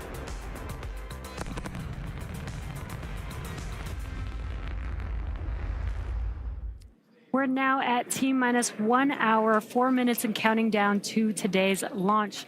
While we wait, let's check in with NASA's Leah Cheshire at Johnson Space Center to see how things are shaping up at Mission Control in Houston. Leah? Thanks, Jesse and Anna. I would really love to hear one of those sonic booms in Florida, but today we are here at the Mission Control Center at Johnson Space Center in Houston, Texas. This is really NASA's hub of human spaceflight, and the team here is ready for launch. The International Space Station is ready for the crew to lift off as they begin their journey to the orbiting laboratory.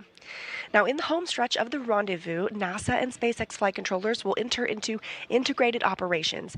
This means both flight control teams will conduct a series of go, no-go polls for Dragon Endurance's docking to the space station. Rotation missions like Crew-10 help NASA continue to maximize the important research and technology demonstrations made possible only in the International Space Station's unique microgravity environment. The space station is critical for NASA to prepare for future commercial low Earth orbit destinations and to understand and overcome the challenges of long-duration spaceflight necessary for a long-term presence on the Moon and crewed missions deeper into the solar system. Yes, I am talking about Mars. Now, here's a closer look at the mission and what Crew-10 will have to look forward to during their stay aboard the International Space Station. The Crew-10 mission is going to be a rotational mission to the International Space Station. So we will launch aboard the SpaceX Dragon capsule and the Falcon 9 rocket. I'm just enjoying the way towards the launch. Of course, I'm looking forward for the day of launch. And we are going to stay there about a half a year.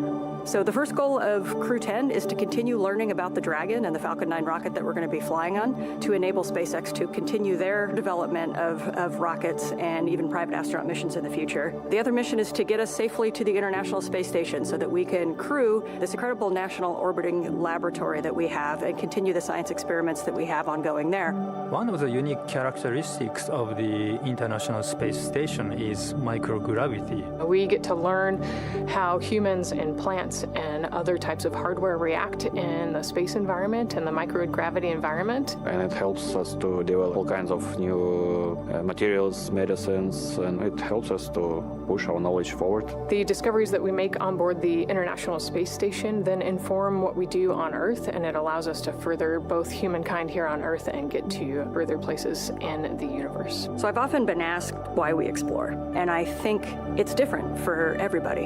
When people are born, they naturally want to explore their environment, first as babies, and then as kids, and finally as adults. That's how we expand our world, and that's how we find something new. Every time that we make a further step, we learn something and we learn how to adapt, and that is so important to humanity. This is probably the main things which drives us forward and helps us to survive as a species. There are so many unknowns in space, and as explorers and as humans, we want to find out what's in that unknown. For me, it's the fact that I get to be a small piece of figuring out what the unknown is and taking that next step to get to the Moon and to Mars and the Artemis program. Our ultimate goal is to go to Mars, but it's not an easy journey, and when we face a new challenge, we must solve it step by step. I think that's one of the biggest benefits of the International Space Station. We're outside of the atmosphere, and now we don't have the protection of the atmosphere. What happens, and how do we better prepare our people, our hardware, our food, our water systems for that deep space exploration? It's really important on the space station that we learn those lessons now when we're in low Earth orbit. That way we know what we need to bring with us when we go onto the Moon with the Artemis program. One of the things that we do on the International Space Station is work with our international partners all across the world. I think it's hard to overestimate the value of international cooperation in space exploration because we all know that it takes much time and effort.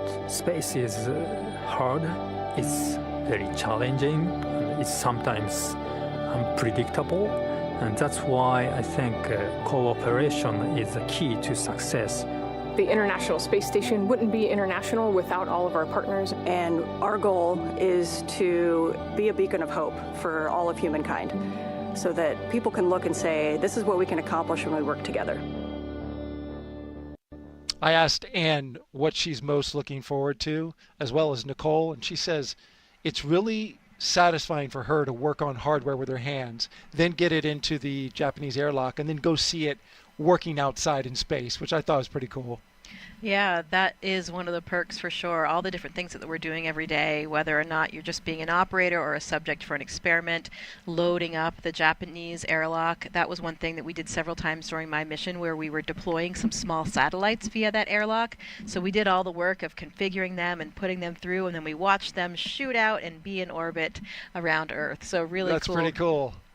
That's neat. And Nicole said that she's looking forward to anything that has to do with fluid dynamics, because that's what she got her master's in. So looking forward to that. We got some social questions for you. You've been doing a great job for the past 4 hours answering them.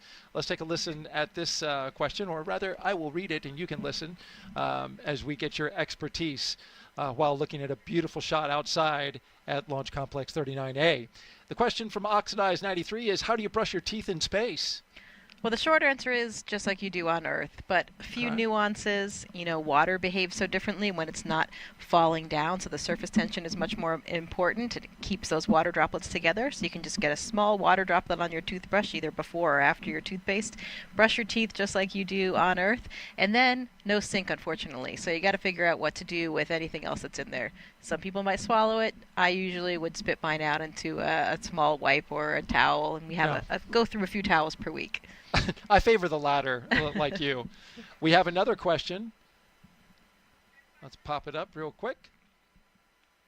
Peter Stefronic asks, do astronauts get any music played in the capsule before launch? Hold music. Yeah, in the Soyuz we did for sure. While we had a long wait period, we had actually curated our own lists. We each contributed a few songs. So 4.100. SpaceX Dragon, go ahead. We are continuing to track the hydraulics issue and will provide an update as we get closer to LES arm. However, at this time, you are go for Section 5. When ready, report go for launch. SpaceX Dragon, copy 4.100, Section 5 in work. All right, you heard SpaceX update the crew there that they are still working on the hydraulic issue for the clamp arm, building their flight rationale. They'll have an update for them. We'll find out how they're going to proceed forward. But in the meantime, they're moving with the next milestone, getting ready to arm the launch escape system. Let's get out now to Megan Cruz, who is with a special guest at a nearby launch viewing location. Megan? Hey, Daryl and Jessica. Yeah, you might be able to hear the crowd, but I promise you there is a big crowd here just off the camera over here. And they're here on the 5th floor of a nearby building that really gives an incredible view of the launch pad just to the left of me.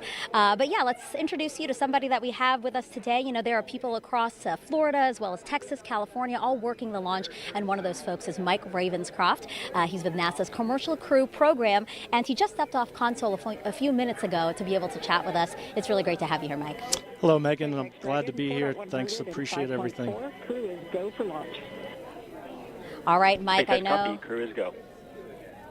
Mike, it says crew is go for launch. You know, why don't you talk to us about the issue with the clamp arms that we've been tracking? I think we just heard the decision about that issue with the clamp arms. Yeah, so the team's been really hard at it. The SpaceX and NASA team's working hard on a ground hydraulics issue on the vehicle release system. So they've been actively working this. I think we just heard them talk to the crew and give them a heads up of the issue, and they're still actively working that. This is a concern basically of just how the vehicle is held in place and during release when the vehicle is at liftoff. So teams are actively working that, and hopefully we get resolution soon and can continue on with countdown. And Mike, you know, we just said that you stepped off console. What does that mean to be on console? And yeah, what is your team listening for, especially particularly with this issue that is currently being worked? Yeah, so the team's looking for any issues with respect of how the performance is. They compare it to previous history. Was there anything abnormal from when we had static fire to today? And so they're off actively looking at that data, and between SpaceX and NASA teams discussing if we have a path forward and if we can continue and get resolution. Okay. Well, Mike, why don't we let you get back on console? We know that, again, we are actively working an issue with your teammates there, so we really appreciate you being here. Thank you so much. Thanks, Megan. All right, guys, let us get another update with our SpaceX counterparts and our NASA counterparts over at Hawthorne.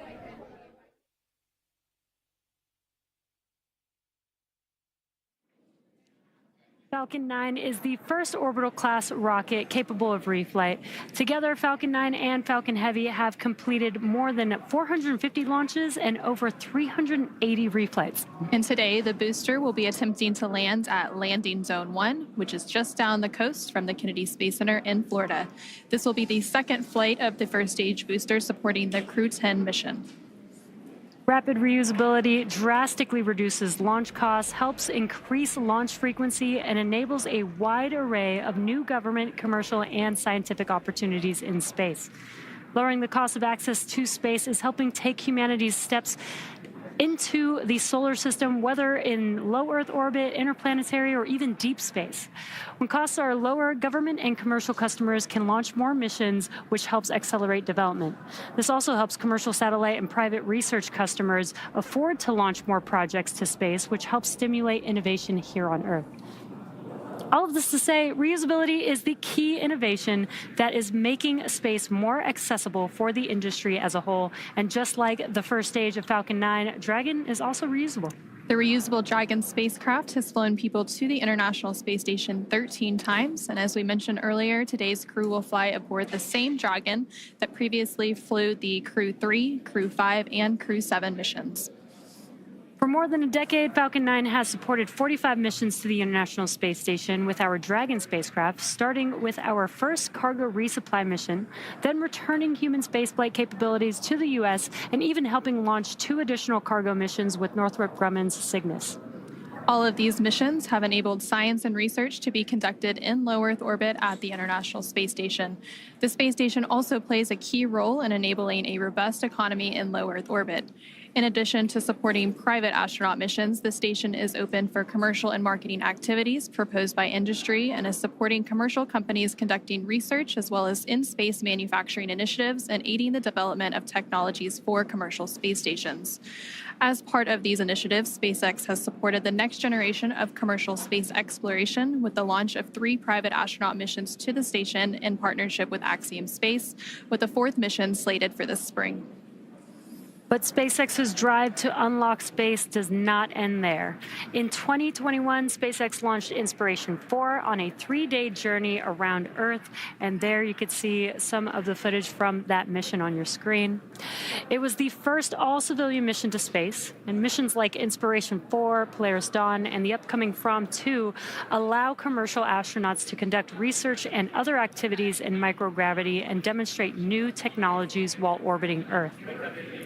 As some of you may recall, last year, the Polaris Dawn crew reached the highest Earth orbit ever flown since the Apollo program, participated in the first ever extravehicular activity, or EVA, from Dragon, wearing SpaceX-developed EVA suits, and conducted 36 research studies and experiments designed to advance both human health on Earth and during long-duration spaceflight.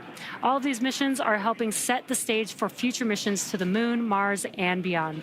And for nearly 25 years, NASA has supported a continuous presence in low Earth orbit aboard the International Space Station. And just yesterday, the space station surpassed over 150,000 total orbits of the Earth. Now, NASA plans to transition to a new model featuring commercial space stations to ensure a sustained access to low Earth orbit for microgravity research. Our commercial low Earth orbit development program is using a 2-phase approach to first support the design and development of commercial space stations, and second, enable the agency to purchase services as one of many customers. Definitely exciting times ahead in the world of commercial space. Absolutely, very exciting. Now, back to today's mission. We are coming up on T-minus 50 minutes here to launch, and our teams are carefully moving through the pre-flight process. Now, a lot of preparations have brought us to this point, including a dry dress rehearsal and static fire on Sunday. A dry dress rehearsal is a practice run before launch where all of the steps are conducted except for the loading of propellants, which is why we call it dry. The integrated spacecraft and rocket are rolled out to the pad and raised vertically, and the crew and all of the support teams go through their steps exactly how they would on launch day to make sure that they're ready when we do go for launch. However, during a static fire test, which we also did earlier this week, the crew is not present. Now, propellants are loaded and the engines on the boosters are fired for a few seconds while the rocket is held down to the launch mount. The data from the static fire test is then reviewed and incorporated into NASA and SpaceX's decision to proceed with launch. And all of that hard work now brings us to today. And next up in our countdown, SpaceX's launch director will check in with the team for readiness, both for propellant load and for launch. As mentioned earlier, the Dragon launch team, as well as key NASA launch members, are in the Launch and Landing Control Center at SpaceX's Hangar X in Florida.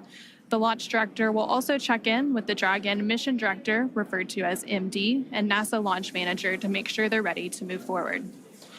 Right now, the crew is on board Dragon, waiting to get the green light to stow the crew arm for launch and arm the launch escape system. Once the launch director gives the go-ahead, we should get a good view of the access arm moving away from the spacecraft. Now we're still tracking that one issue with the hydraulics, so we should hear the final decision on that before we get to that crew access arm stowage. And the range continues to be go for launch, currently monitoring the clearance area surrounding our launch pad, as well as the air and sea space along the flight corridor. And the weather is also looking good so far. Weather is trending in the right direction, and we're currently at a less than 5% chance of violation at our target lift-on time, which is great.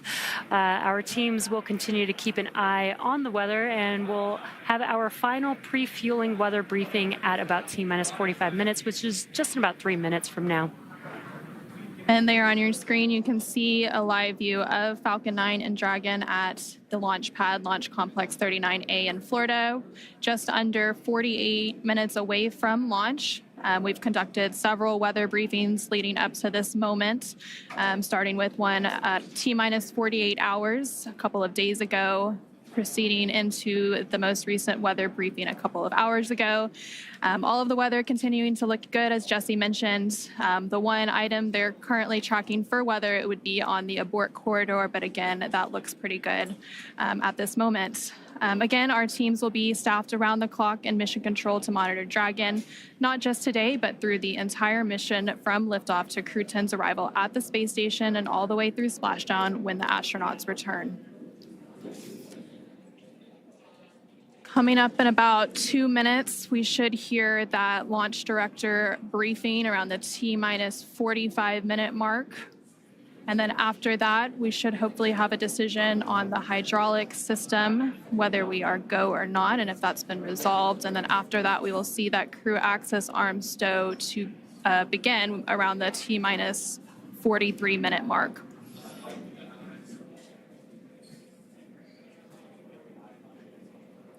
And as you mentioned, Anna, all the rest of the systems are looking really good for T0. We are just working this one issue as a ground side issue, but the vehicle is healthy, the crew is healthy.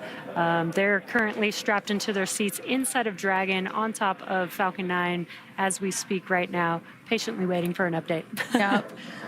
And once Crew-10 does get to the International Space Station, they will, of course, have a brief handover period with Crew-9.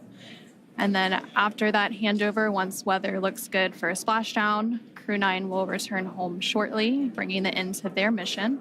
So it's a busy time as we complete these crew rotation transitions at the International Space Station.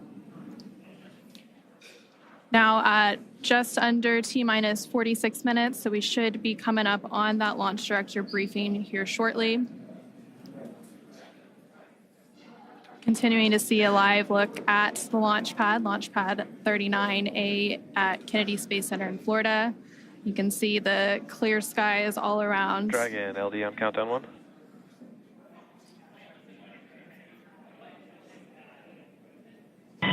LD Dragon, go ahead.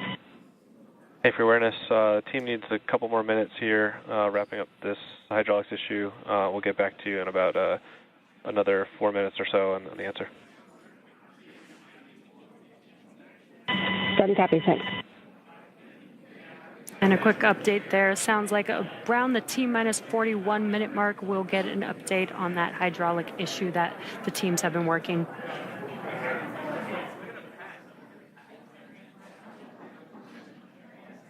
These views are great. Like Daryl said, we might have a nice twilight launch over there in Florida. So if anybody is in Florida and able to go outside during T0 for liftoff, you might get a really cool view of the launch tonight.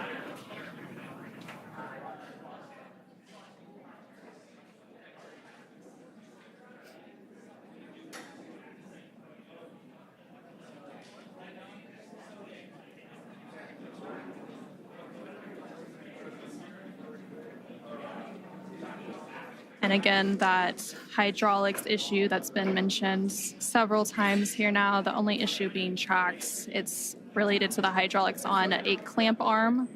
And those clamp arms are located on the transporter erector around the second stage of Falcon 9. Dragon, SpaceX, LD on countdown 1. At this time, we are standing down from today to further address hydraulic release data.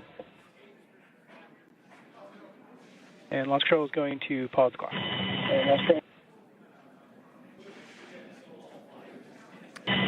SpaceX Dragon, we copy all. Spaceflight is tough. Humans are tougher. We'll be ready when the equipment is. Yeah, sorry about the unfortunate result today, but we'll get you back up here in the air soon.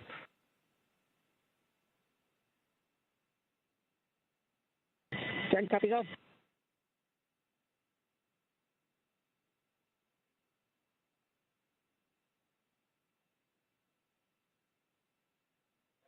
Dragon SpaceX, you are go to start 5.100 launch scrub. SpaceX Dragon, 5.100 launch scrub and work.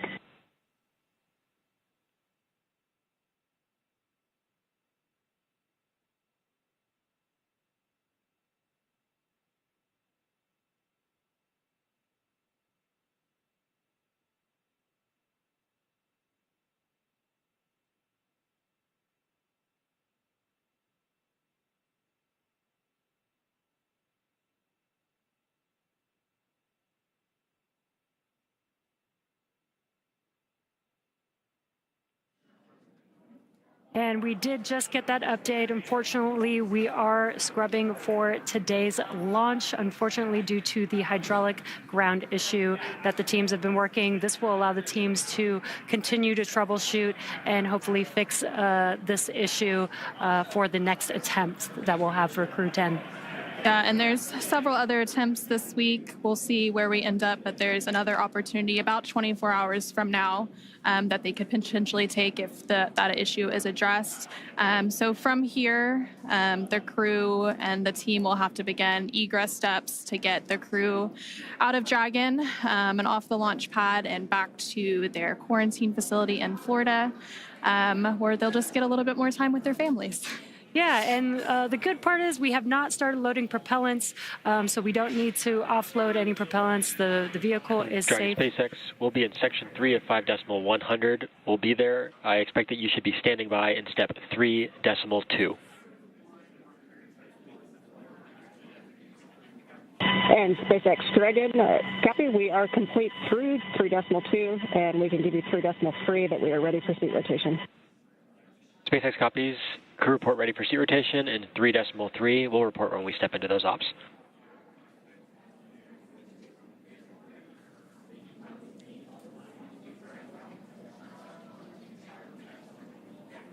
And just some comms between the core and Crew-10. They are preparing for egress. You are going to hear some procedures being called out as they work through that egress procedure. And like we were saying, the crew is safe. The vehicle is safe. It was a ground side issue that they've been working, that the teams have been working.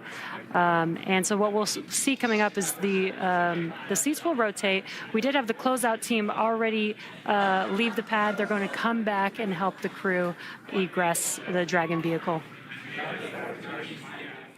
And there on your screen, you can see a live look at the crew in Dragon Endurance, working through those steps.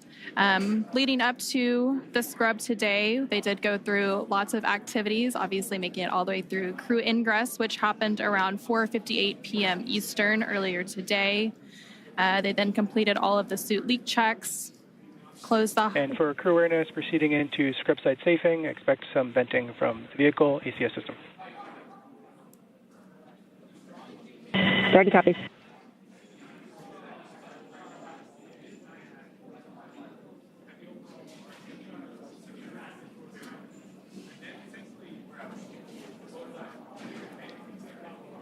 And continuing to hear that comm between the crew operations research engineer from SpaceX and Crew-10 aboard the Dragon Endurance. With that, we'll go ahead and turn it back over to Daryl at NASA's Kennedy Space Center for some additional information. All right, thank you very much, Jessica and Anna, back here at the Kennedy Space Center in Florida. Unfortunately, we're not going today, Jessica. There was an issue with the hydraulic system on the ground side out at Launch Complex 39A. This was an issue that involved one of the clamp arms on the transporter erector.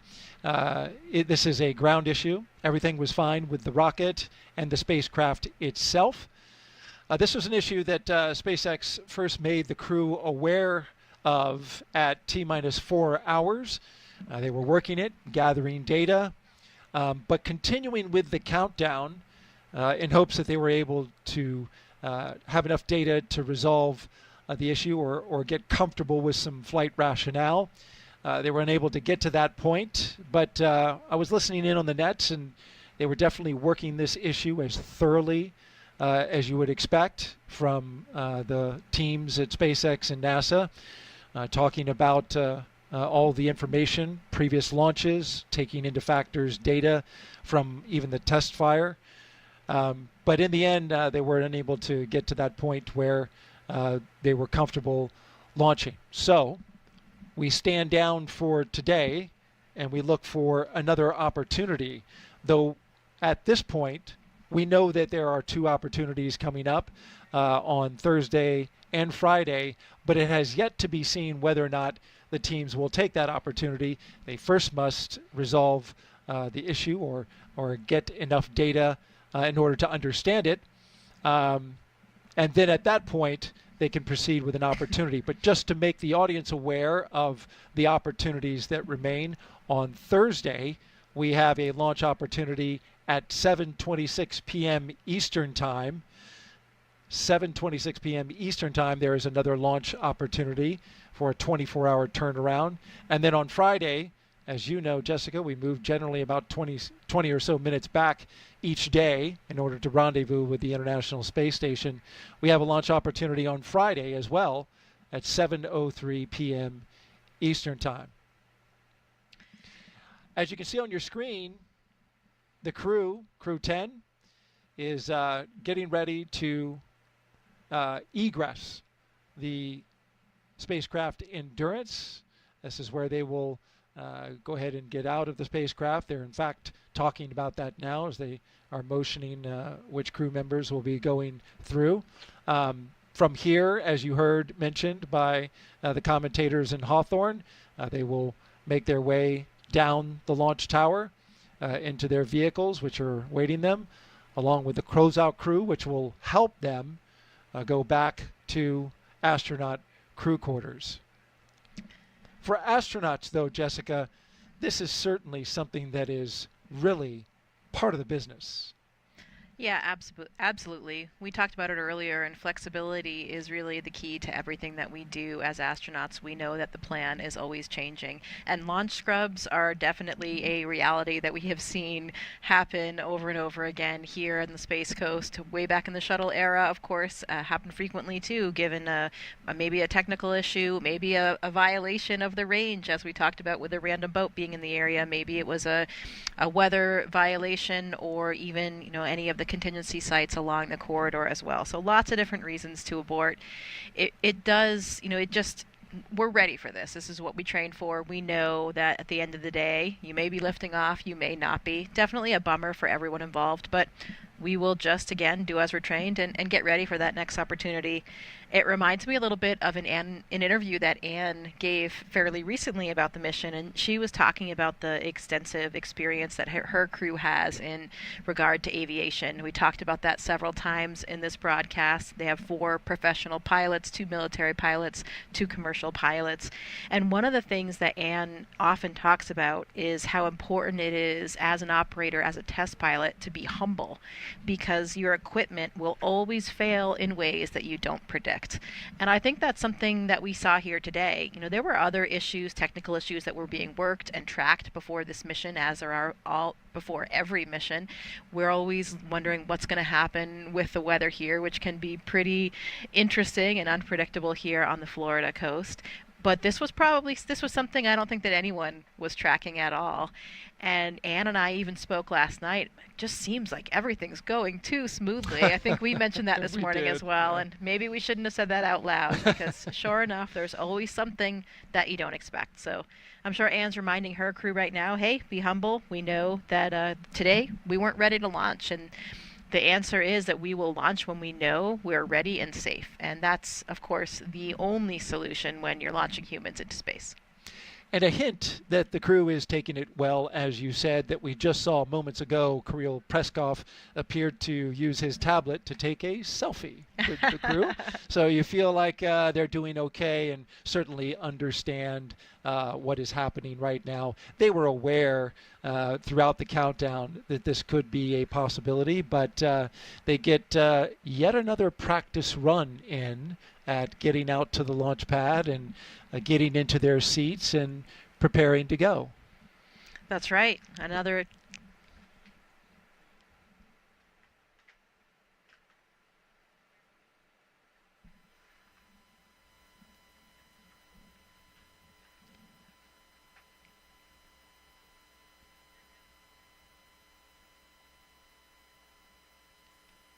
We're listening in as SpaceX continues to go through their scrub procedures.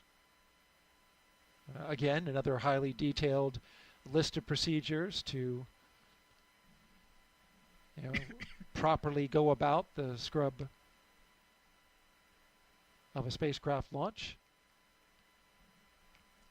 Coming up next is our crew egress. The crew has loosened up their seat and belts. For crew awareness, there will be some additional tank venting here as we get back down to nominal tank pressures. Copy.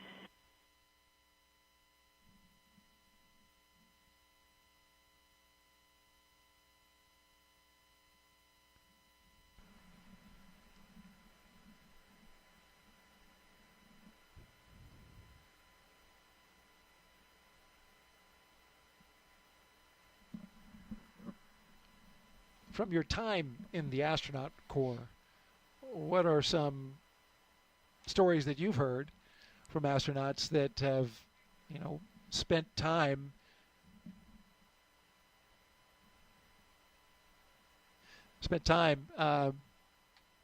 waiting for the next opportunity? Well, there's certainly a lot of stories. I mean, there were some shuttle missions that scrubbed numerous times. I mean, over and over again. You have different launch windows for different vehicles, too. Sometimes it's an instantaneous window. Sometimes you have a prolonged period, so maybe you might be able to resolve a problem in time. But, in some ways, it could actually make the crew a little bit more relaxed, because they've already done all of their final preparation things. All of those, all that last-minute work, the last-minute email, the last-minute message that you wanted to send a friend, they have all of that out of the way, and hopefully that will give them a chance tomorrow to really just be able to relax and appreciate it, and maybe just think a little bit more, philosophize a little bit more, be ready for that next attempt without all of those little annoying must-do task list type things. So we'll try to put a positive light on it and think about how maybe for their psychological state and getting ready for the next opportunity, it would actually make things a little bit more relaxing and a little bit more routine. Like you said, they've gone through it all. Of course, they had gone through most of those, pretty much all of those steps except for the propellant loading in the dry dress previously. So they'd been through it at least once. But when you're not training for the real deal, it always feels a little bit different. So I think they'll be even more psychologically, mentally prepared for the next opportunity that they'll have, whether that's tomorrow or subsequent day. If you're just joining us, you're watching launch coverage of NASA and SpaceX's Crew-10 mission that was scrubbed today at 7:06 p.m. Eastern Time, T-minus 43 minutes. A scrub was called by NASA and SpaceX due to an issue with the hydraulic system that controls a clamp arm that holds the rocket to the launch tower. And there you see Crew-10 our crew from left to right, Kirill Peskov, Nicole Ayers, Ann McLean, and Takuya Onishi. Just spending some time chatting and talking. Of course, you know they're disappointed that they didn't get to go today. The weather was perfect. It certainly did its part. I had just heard an update prior to the scrub being called where the launch weather officer came over the net and said, "We're clear, blue, and 22." A phrase that means, you know, clear skies, blue skies, beautiful weather, and you can see for 22 miles. And you literally can. That is the visibility today. It was setting up to be a perfect not only launch opportunity, but also a launch viewing opportunity. But as is often happens in the business, everything needs to be just right. And so the launch was scrubbed for today, and they will look for an opportunity in the future after they discuss the issue that they had with the hydraulics on the ground system. The rocket was good to go. The spacecraft was good to go, but something with the ground equipment and the hydraulic system is what's keeping us on the ground for today. As we look around, just having passed through sunset, I believe we had a sunset. Are we there yet? No, we're close. Almost sunset as we orbit the launch tower there.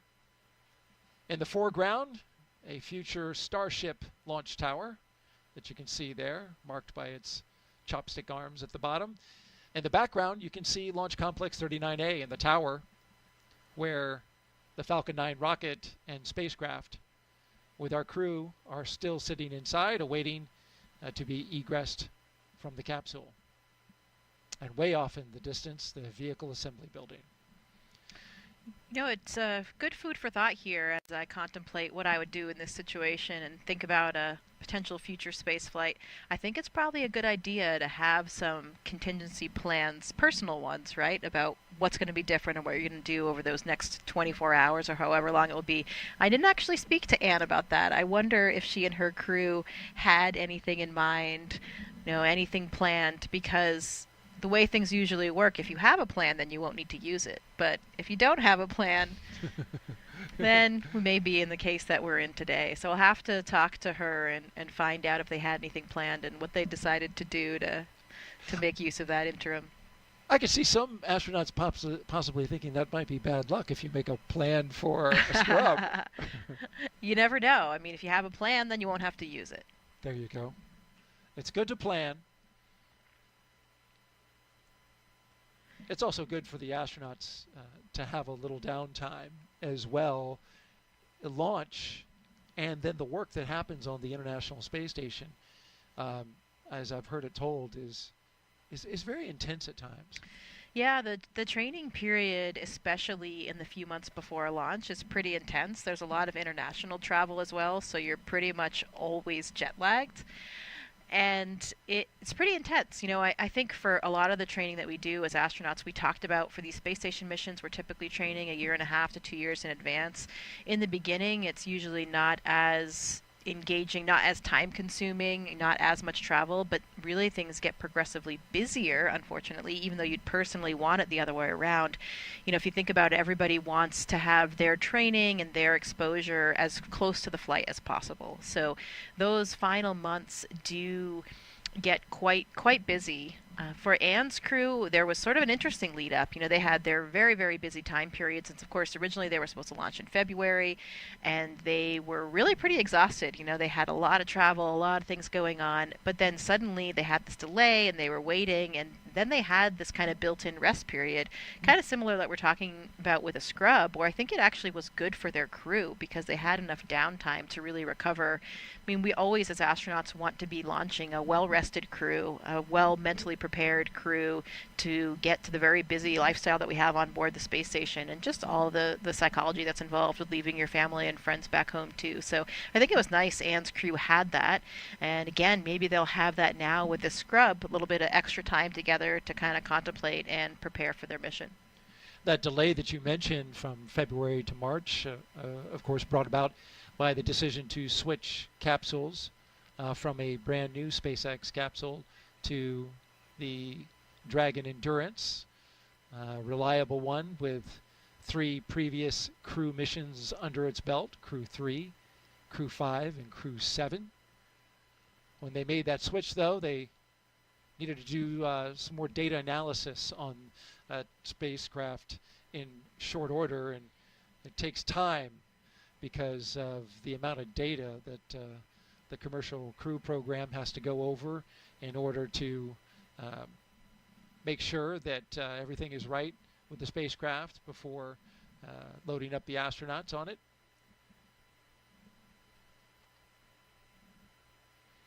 Oh, it's a nice view of the moon you can see behind the launch towers there as well. See it. We're pretty close to a full moon. We've got sunset in just a few minutes.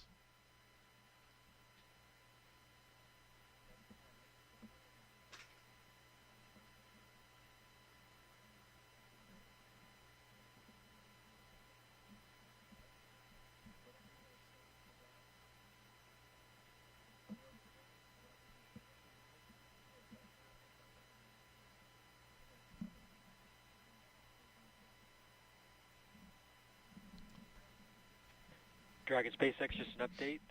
The closeout team is waiting. They have arrived at the pad, but is waiting for a go to enter the pad to come get you out of the vehicle. But I'll give you updates as they're proceeding to the base of the tower.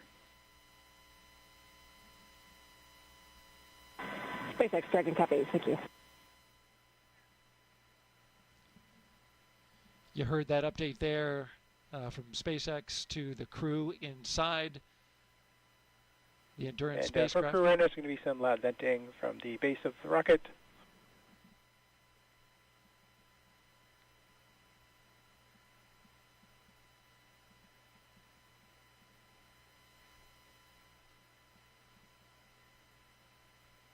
Of course, they have to wait before the closeout crew can ascend the launch tower there, because everything needs to be safed first before you allow people to go into the launch area.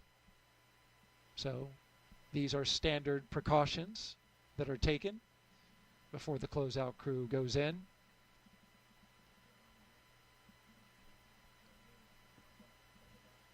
Props to our Kennedy Space Center flight operations team, though, for these beautiful images that they have been bringing us throughout today.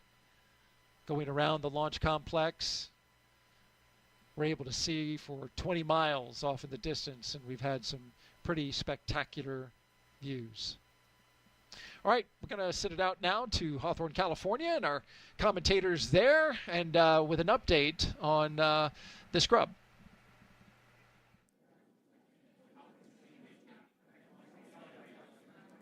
Thanks, Daryl. Not what we were expecting today, but the good news is that the vehicle, the crew are all healthy, and this is standard procedure, right? We heard. We're hearing some comms. We heard the comms that the closeout team is going to make their way back to on the crew access arm to the White Room and help the crew egress the vehicle. But they've done this before. Yeah. They did this through dry dress rehearsal already when they had to go through the entire process, get into the seats, get strapped in, and then they unbuckled and egress the Dragon spacecraft already. So this is just almost like another rehearsal for them. And again, we didn't load propellants, so that does make the egress a little bit easier today. Yeah, and you can see Crew-10 there on your screen. They look pretty happy, all smiles on their faces. Yeah. Taking some selfies, it looks like, or some photos. With their pads there. Yeah, so I guess killing the time a little bit as they wait to egress or exit the spacecrafts and again go back to their quarantine facility where they've been